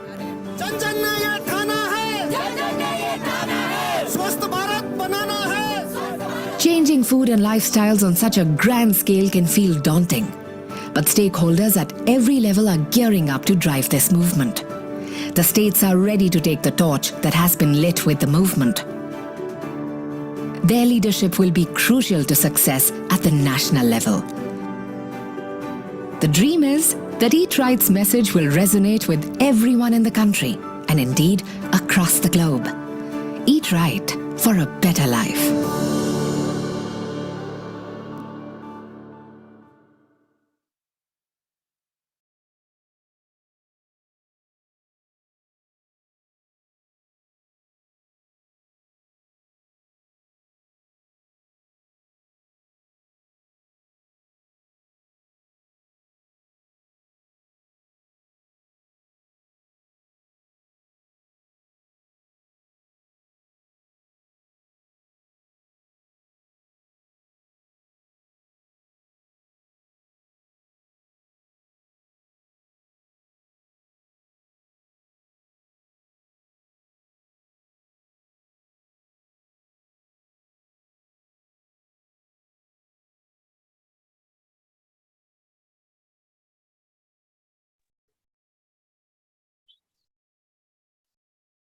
So now that we have seen, we saw a few videos about FSSI. So there is no need of further introduction about FSSI and how it started, evolved. And moreover, we have a lot of food varieties, food preparations available. But due to selective consumption of food preferences, we are not eating right. Today, people are suffering from malnutrition, undernutrition, or on the other extreme, they are overnutrition or obese. So why this is happening? Because of our improper food selection. Because certain foods we need to have a balanced diet. As we are not preferring or we are not choosing the balanced diet, we are lacking these essential nutrients, which are very much useful in keeping us healthy. And not only that, by eating healthy food, we will also be contributing to the sustainable development and also to the environment. So in coming days, we will look into those aspects also. But today we will focus on various myths that are associated, and we will try to bust those myths in short. Then we will look at the healthy preparations, few healthy preparations. So there are few myths which are widely circulated in the media. So let's look at such myths and try to bust them. It has been observed time and again that various fake news, misinformation, disinformation are circulated through social media channels such as YouTube, WhatsApp, Facebook, etc., which has a wide reach among masses. Because generally, we are in a hurry, or we are tempted to share forward the messages without even reading, at times without even verification. So this, especially these fake messages, or these messages are designed, are constructed in such a way that the message itself tempts us to forward to various people and groups. So that's why, and the message is constructed in such a way that we believe that it might be true. These fake news are baseless and doesn't have any scientific facts related to them. And due to its presentation, they create a situation of panic among citizens with all the false and misleading information propagated through these mediums. FSSI, in consultation with subject experts, shares clarification on the fake news. And FSSI also urges citizens to neither believe nor circulate this fake news through their social media channels. So we'll try to do some myth busting with the support of FSSI AI, and we will see the clarifications, especially in COVID time. There were a lot of messages that were circulated during with regard to food, diet, and immunity boosters. These food producing organizations, processed foods, they made a huge profit. And, there was everyone purchasing online and offline, stocking these immunity boosters, because COVID is a result of lack of adequate immunity or compromise of immune system. So if you were, having adequate immune system and a stronger immune system, we are away from the COVID. So that's why they use this wonderful or catchy strategy to sell their products. Even soaps also has been labeled as immunity boosters. Almost everything, even brushes, whatnot, everything had a label, immunity boosting. or immunity booster. Though it has nothing to do with immunity, but still most of the products which were, sold, almost every product has that immunity booster label on that. So there was a video that has surfaced on social media channels claiming adulteration of salt with detergent. So when we completely dissolve any solid substance, solute in a liquid substance, solvent, it is known as a solution. So in this case, salt, which is a solute, dissolves in water, solvent to form a solution. There is a maximum limit for every solute to dissolve in a fixed amount of solvent, also known as saturation point. Generally, maximum 35 grams of pure salt can be dissolved in 100 ml of water, known as saturation solution. If more salt is added to the water, it will not get dissolved. Similarly, to dissolve larger amounts of salts, more volume of water is required. Example, 500 grams salt will dissolve in approximately 1.5 liters of water. So in the video, a large amount of salt is being mixed with a small quantity of water, leading to a formation of lumps and foam and being wrongly perceived as adulteration with the detergent. Also, a small amount of insoluble particles like silica, phosphates, sulfates, permitted food additives, and in case of double fortified salt, which is in short known as DFS, additionally encapsulated ferrous fumarate, EFF particles may be visible. These are permissible as per FSS, Food Product Standards and Food Additives Regulation 2011 and are not considered adulterants. And there is also one other misinformation that is being circulated on chocolate, allowing insects in chocolates. So there was a clarification on standards for chocolate allowing insects. According to FSSAI standards, any chocolate should be free from insects and other contaminants. Any rumor stating that FSSAI has permitted insects in chocolates manufacturing process are false. Actually, there is certain truth also in this, but that is a different truth, not in a direct sense. Actually, we know chocolate is manufactured from cocoa. Cocoa is a plant, a product of a plant where these are highly vulnerable to insects. So often the process of collecting, processing these cocoa often contains these remnants of these insects and parts of the insects. They are cleaned properly and then used.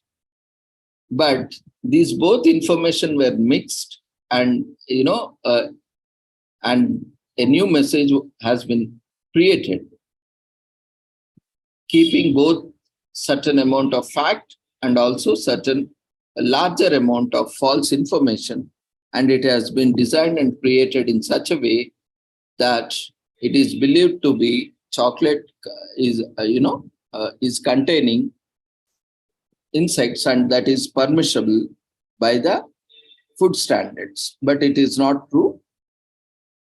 So regulation 2.7.4 of FSS, Foods Product Standards and Food Additives, regulations 2011 specifies quality standards for chocolates and its types. Further, subregulation 3 of this 2.7.4 chocolate standard clearly specifies that the material shall be free from rancidity or off odor or insect and fungus infestation, filth, adulterants, and any harmful or injurious matter.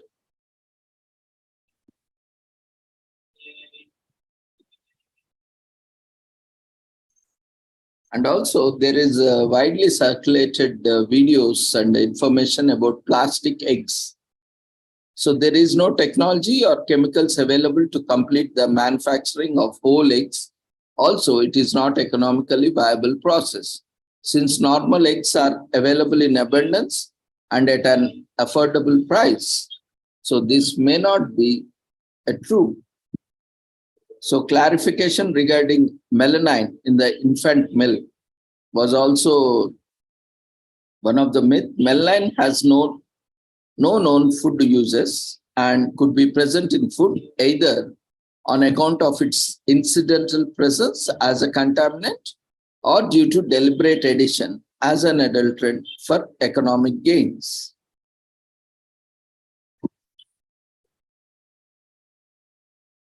So it also must be noted that use of melamine either as an ingredient or as an additive is not permitted in any food by FSSAI, although maximum limits for the presence of melamine in food, including milk, have been prescribed to address the incidental presence of melamine as a contaminant.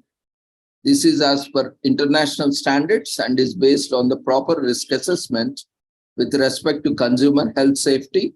Setting up of such limits certainly does not mean that FSSAI allow addition of melamine to foods even without or within the specified maximum limits.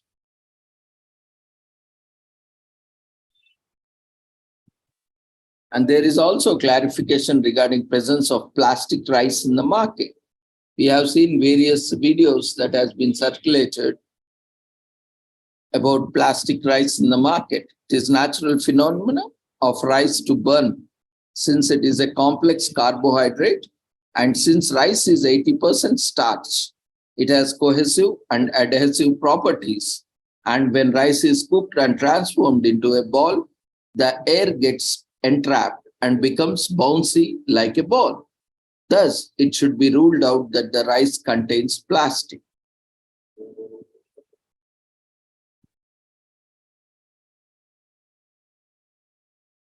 And also, there is a clarification regarding presence of plastic in snacks.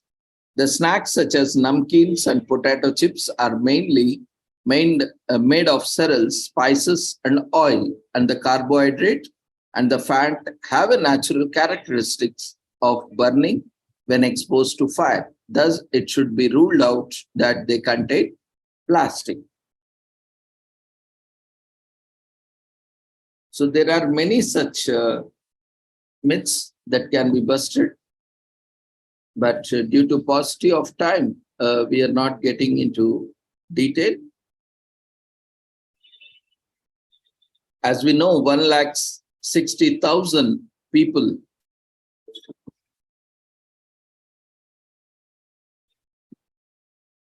get sick due to unsafe food in one day on an average, and it is ranging up to 16 lakhs across the world, and children under 5 years of age die due to preventable foodborne diseases on average every day is around 340 plus, and 200 diseases caused by unsafe food ranging from diarrhea to cancers. So this day, World Food Safety Day, will draw attention to food standards, foodborne diseases, which are affecting 1 in 10 people worldwide each year, and food standards help us to ensure that what we eat is safe.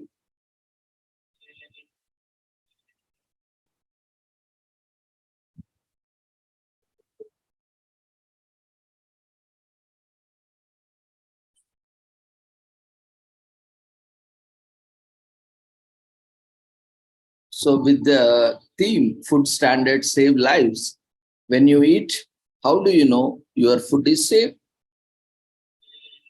You have probably washed your hands, cleaned your kitchenware, and cooked your food to the right temperature. All good food safety practices. You have probably read food packaging labels to see what ingredients the product contains or how to cook it. And perhaps without realizing it, you have trusted everyone involved in growing, processing, packaging, distributing, and preparing your food in the right way so that you can enjoy it without falling ill. Your food was safe and your trust justified because the people involved in making your food, whether close to your home or on the other side of the world, followed established food safety standards, which are transparently available in the form of standards. In other words, food standards form the bedrock of trust for all of us. Food standards are a way of ensuring safety and equality.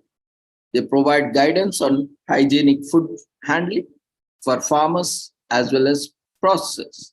They define the maximum levels of additives, contaminants, residues of pesticides and veterinary drugs that can safely be consumed by all. Furthermore, standards specify how the food should be measured, packed, and transported to keep it safe.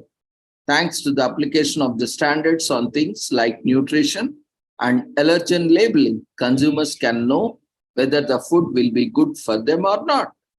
Most governments and organizations adopt and enforce food standards that are based on scientific risk assessments, covering hazards that are biological, chemical, physical in nature. The standards can be deployed by individual governments or organizations or by regional or intergovernmental standard setting bodies. One such international food safety and quality standard setting body is the Codex Alimentarius Commission, or Codex for short. Codex is place where representatives of 188 member countries and one member organization, the European Union, work together to make sure food is safe. Codex operates with the mandate to protect consumer health and ensure fair practices in the food trade. Technical committees work to develop text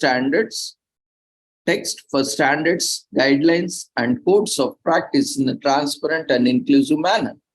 Underpinned by scientific advice from global expert groups led by FAO and World Health Organization, the texts are developed with input from 243 observer organizations, including industry and consumer associations. So used by governments and the food industry, Codex standards guide national food safety legislation and ensure best practices. The World Trade Organization also uses Codex standards as benchmarks. If your food comes from abroad, it has to meet these standards. Codex standards are at the heart of food safety. They have been for 6 decades. Each year, the food code grows, new standards are introduced, and existing standards are updated when new data becomes available. In 2023, as Codex turns 60, we celebrate food standards for defining the path to safe food for everyone, everywhere. So let's look at the timeline of various organizations and that are related to food. In 1945, Food and Agriculture Organization of the United Nations, in short known as FAO, is founded. In 1948, World Health Organization is constituted. In 1950, joint FAO and World Health Organization expert meetings began on nutrition, food additives, and related areas. In 1953, World Health Assembly warns of threat to public health from chemicals in food. In 1956, joint FAO-WHO expert meeting begins evaluating the safety of chemical additives and their safety in food. 1961, FAO conference decides to establish a Codex Alimentarius Commission. 1963, World Health Assembly approves the establishment of the joint FAO, World Health Organization, Food Standards Program, and the Codex Alimentarius Commission. 1963, Codex Alimentarius Commission holds its first meeting. In 1985, UN General Assembly states that wherever possible, government should adopt Codex Alimentarius standards. 1991, FAO-WHO Conference on Food Standards recognized importance of sound science and risk assessment principles. 1995, World Trade Organization recognizes Codex standards as benchmarks in resolving trade disputes. In 2023, Codex Alimentarius Commission plans to hold its 46th session, marking 60 years of standard setting.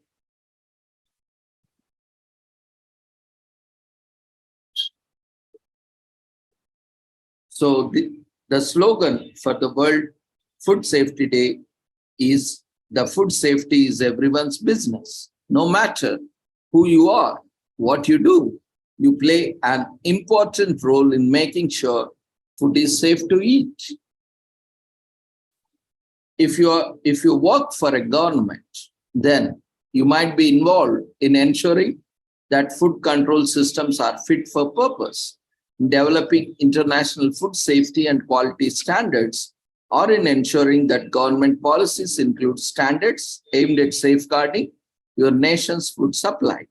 You might be also involved in making sure that consumers and food industry workers are aware of the rules and regulations in place and of the dangers of neglecting food safety standards. You'll probably also be involved in encouraging multi-sectorial collaboration within the food control system and in promoting dialogue along the food supply chains, ensure good practices are upheld from the field to the table. You may very well be involved in showcasing how the government protects consumers through its policy making and standard setting activities, and how it ensures access to safe food through support programs such as school meals, food aid, or publicly owned food outlets. If you work in a food business or a food shop, you will definitely be responsible for ensuring food is safe. Whether you define the food safety and quality standards of your organization, implement the quality and safety standards required by national authorities, or communicate food safety messages to staff, food safety and consumer protection are in your hands.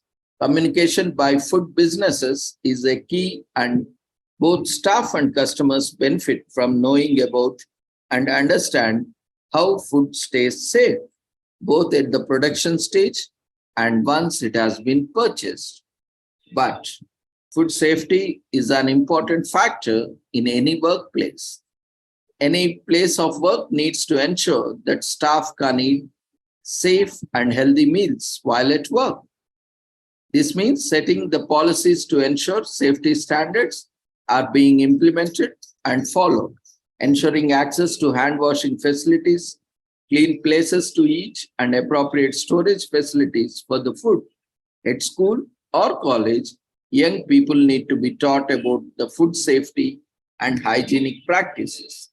We all need food that is safe. There are things you can and must do when you buy. Store, cook, and eat food to make sure that food stays safe. World Food Safety Day is an opportunity to learn and to do more about food safety and share the message with others. There is no food security without food safety. Food safety is an essential part of the food security. Only when the food is safe can it meet nutritional requirements or needs and helps adults to live an active, healthy life, and also children to grow and develop. Food standards protect consumers. When food standards, safety standards are applied, consumers will be protected by the efforts that have been undertaken in making sure that the food they consume is safer. Food safety standards provide the common basis for understanding and at the same time and common basis for joint action to ensure that all of us can benefit from the safe food. Food standards help producers. Implementing standards, guidelines, and codes of practice along with the food supply chain ensures that the food is safe and nutritious when it reaches the consumer, contributing to consumer confidence in the products. Governments, producers, processors, and retailers all play a part in ensuring food safety standards are met. The international food safety standards of this Codex Alimentarius facilitate fair practices in international trade. Food safety has a direct impact on health. Safe food allows for the uptake of nutrients, promotes long-term human development, and achievement of several of the SDGs.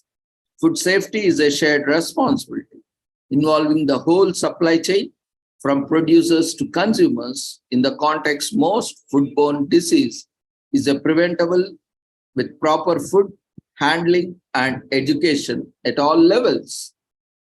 Science is the key to sound food safety management.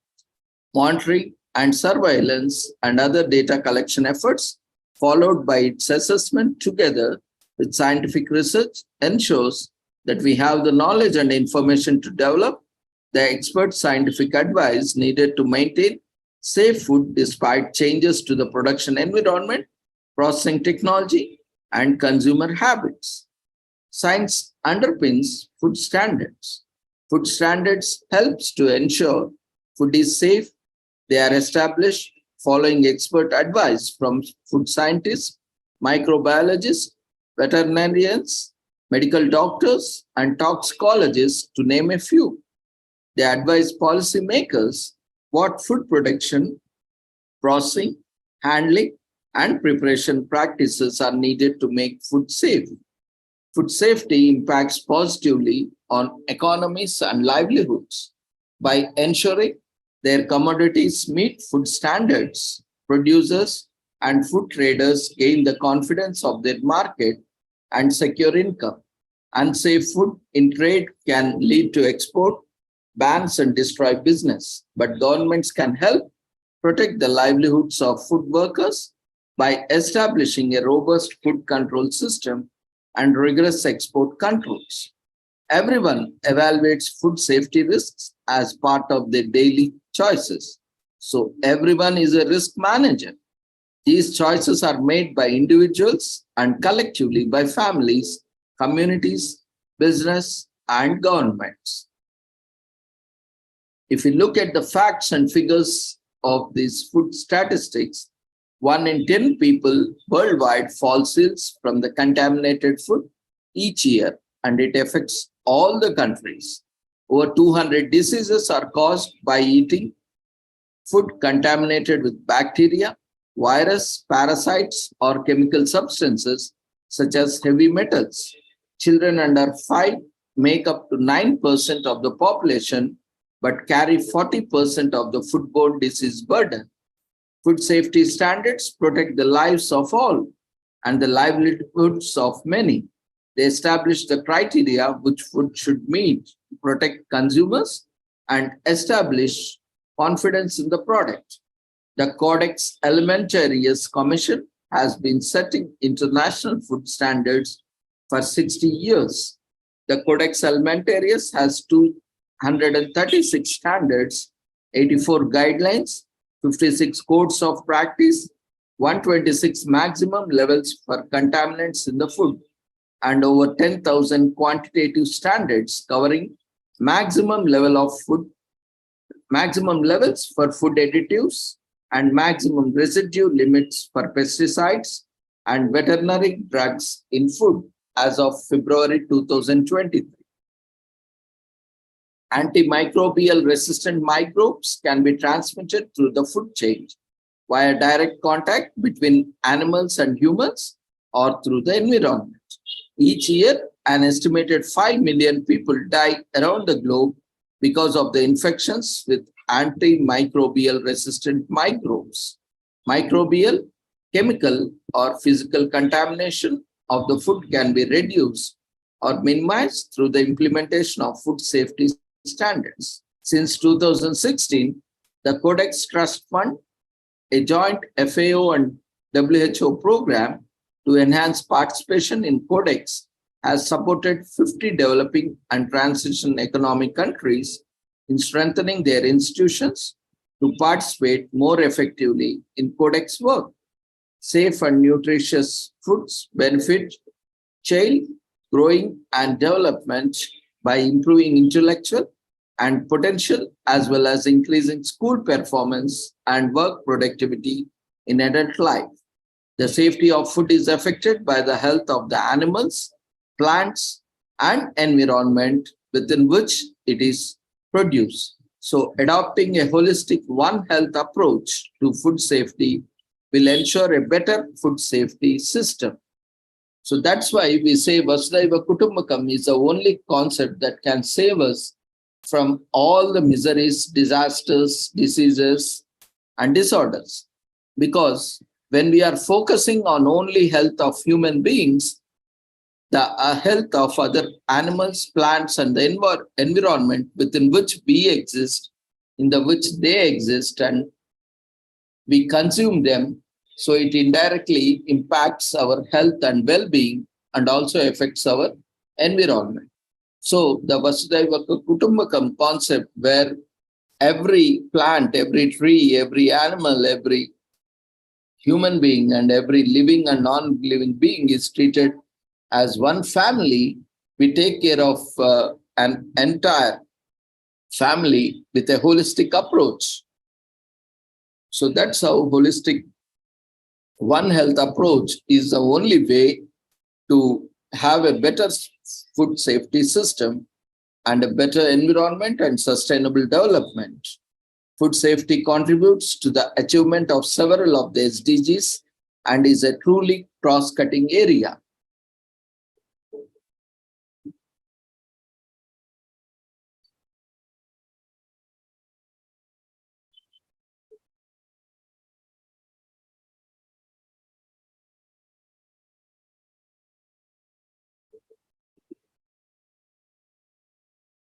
And often there is a greatest myth or fad in the society that is widely prevalent, that only if you consume meat, you will be healthy.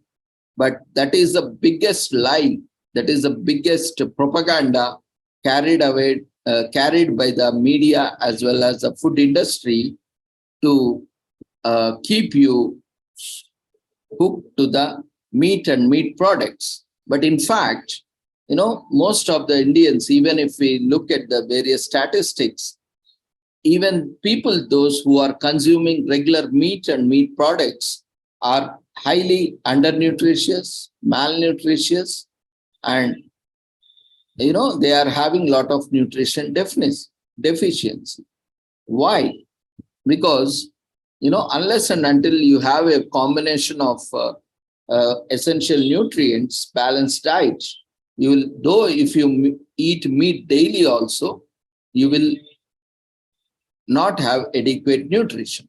So it's a high time that we have to move to vegetarian diet, as it contributes to the sustainable development. So let's look at some recipes quickly. Actually, it is a material available on FSSAI website, but you can download it directly. If anyone needs also, I can share you link later on.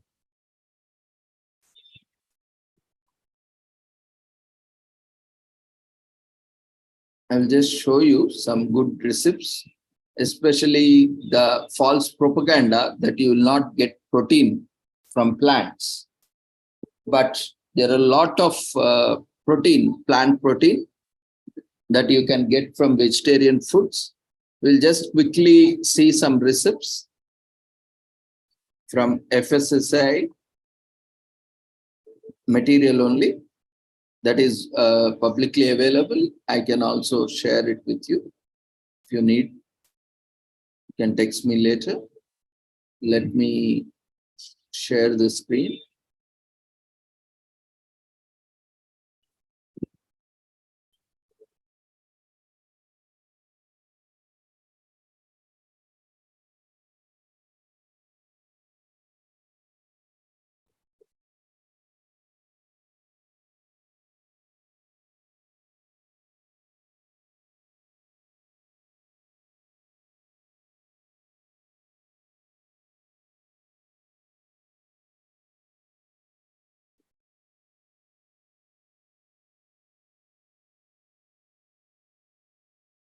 Yeah, this is one of the material that is produced by FSSAI. It is available for download on website. See, these are the, basically, as you have seen the cover, it is plant protein breakfast recipes. So you'll get adequate protein, no need of consuming any meat products. Any meat or meat products can happily meet protein requirements from plant-based diet. So here you can see high protein soya oats pancake and plant protein dosa. You can see all these. This is Nutri dosa or chila pancake.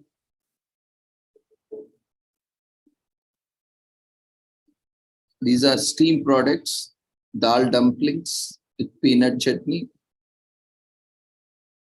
These are wrap sandwiches.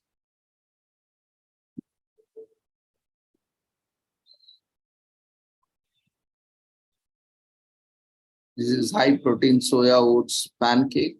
Pancakes are basically dosas.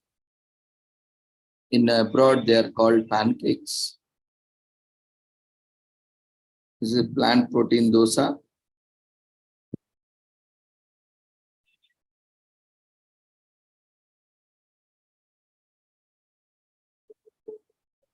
You can see here the requirements, nutritional values. We are getting 22 grams of protein and 300 kilocalories with one serving, and 11 grams of fat and 21 grams of carbohydrates.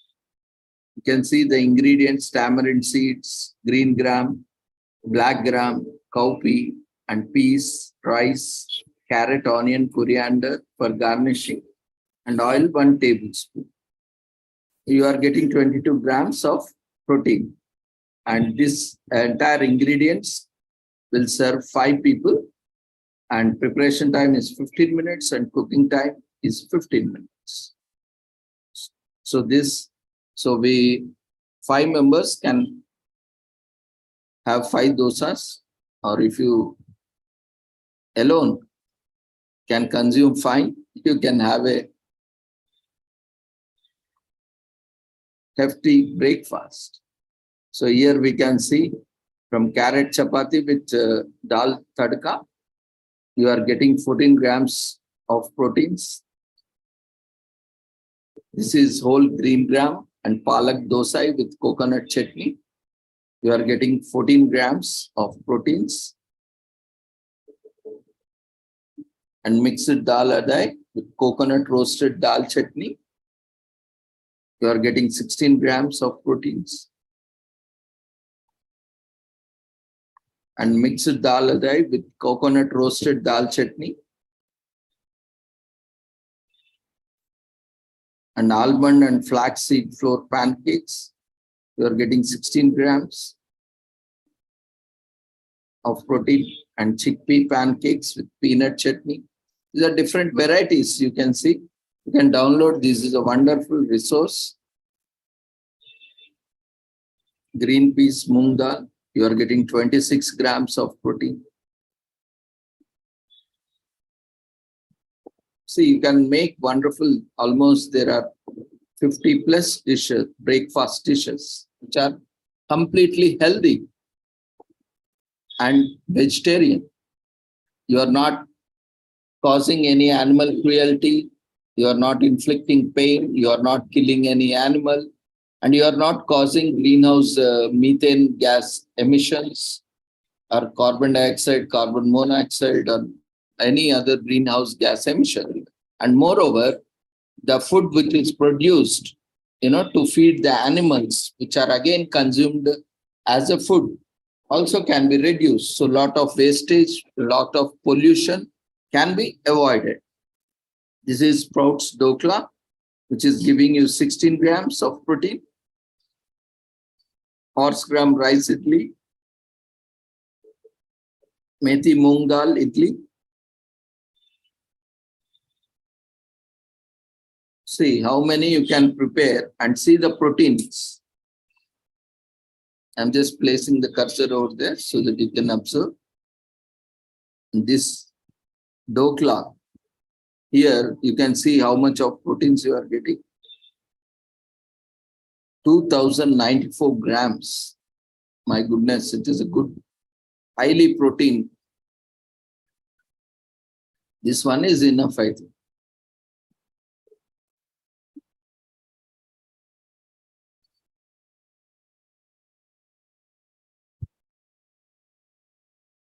Sorry, it's 20.81.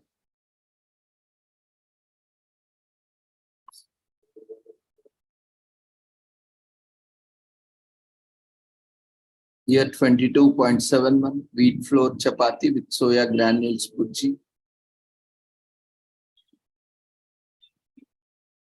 There are many breakfasts where you can get good protein. This is also rice balls with green gram masala. You are getting 27.5 grams. Millet mint pongal, 22.5 grams. Upma with finger millet and pearl millet, you are getting 30 grams. Sprouted legume, poha upma, 36 grams, which is very much famous in Karnataka and some parts of Andhra and Telangana also. I'll see.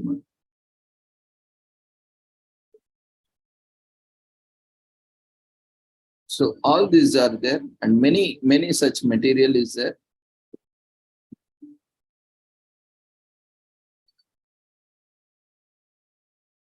You can visit FSSAI's website and you can download. A lot of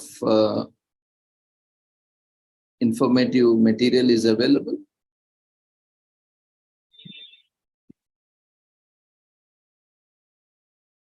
So access to enough safe and nutritious food is key to sustaining life and promoting good health.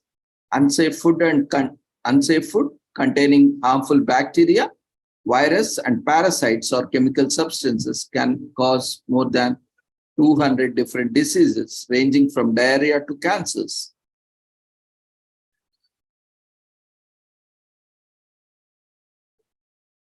Food safety, nutrition, and food security are closely linked.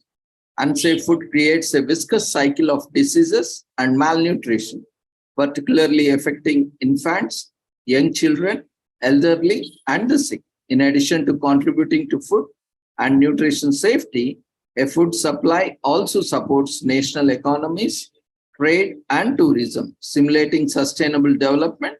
The global of food trade, a growing world population, climate change, and rapidly changing food systems have an impact on the safety of food. World Health Organization aims to enhance the capacity to prevent, detect, and respond to public health threats associated with unsafe food at the global and country levels.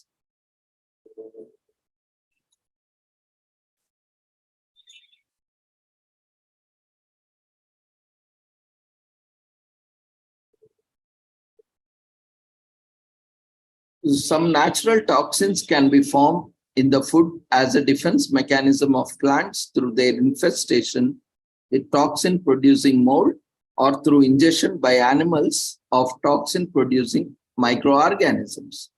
Natural toxins can cause a variety of adverse health effects and pose a serious health threat to both humans and livestock.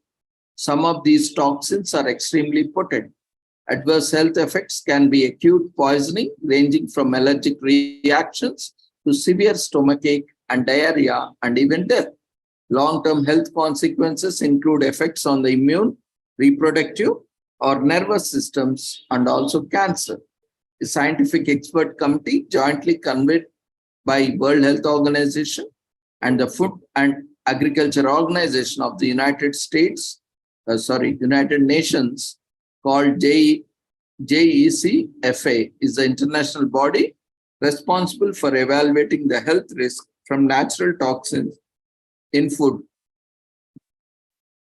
International standards and codes of practice to limit exposure to natural toxins from certain foods are established by Codex Alimentarius Commission based on SHHFI assessments. So what are these natural toxins? Natural toxins are toxic compounds that are naturally produced by living organisms. These toxins are not harmful to the organisms themselves, but they may be toxic to other creatures, including humans, animals, when they eat. These chemical compounds have diverse structures and differ in biological function and toxicity. Some toxins are produced by plants as a natural defense mechanism against predators, insects, or microorganisms, or as consequence of infestation with microorganisms such as mold in response to climate stress such as drought or extreme humidity. Other sources of natural toxins are microscopic algae and plankton in oceans or sometimes lakes that produce chemical compounds that are toxic to humans, but not to fish or shellfish that eat these toxin-producing organisms. When people eat fish or shellfish or that contain these toxins, illness can rapidly follow. So there are commonly found natural toxins that can pose a risk to our health, like aquatic biotoxins, cyanogenic glycosides, furocoumarins, lectins, mycotoxins, solanines and chikunine, poisonous mushrooms, pyrrolizidine alkaloids, and many more. When it comes to natural toxins, it is important to note that they can be present in a variety of different crops and foodstuffs. In an unbalanced or in a usual balanced healthy diet, the levels of natural toxins are well below the threshold for acute and chronic toxin. So to minimize the health risk from natural toxins in food, people are advised to not assume that if something is natural, it is automatically safe. Throw away bruised, damaged, or discolored food, and in particular, moldy foods. Throw away any food that does not smell or taste fresh or has unusual taste, and only eat mushrooms or other wild plants that have definitely been identified as non-poisonous.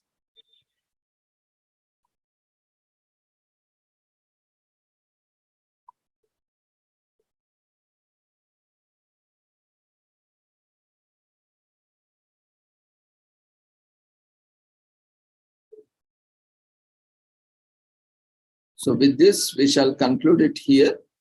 If any presenters are waiting for their presentation, they can raise your hand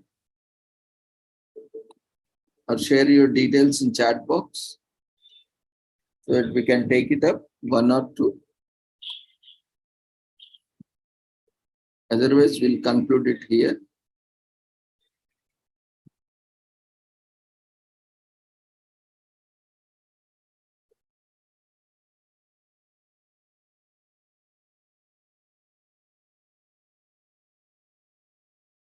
I see presenters are joining and leaving without staying back for their presentations.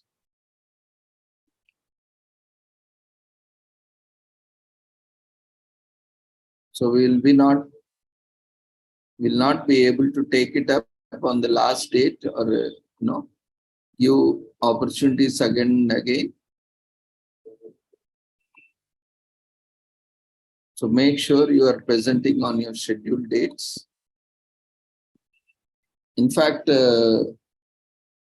we did not think of any presentations, We thought of inviting only experts on this platform, but because of some request, we have allowed few only selected paper presentations, and that too, if you are not being active, then there is no point in allotting some time also.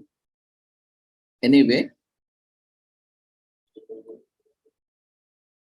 so thank you everyone for joining us on the third day of conference.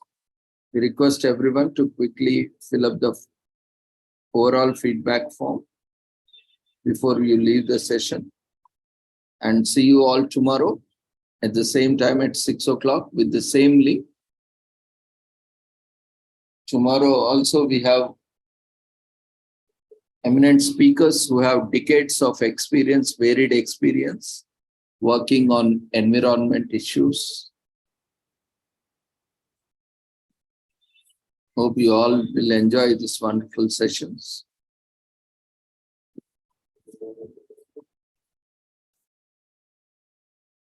I request everyone to quickly fill up the feedback form before you leave the session. See you all tomorrow.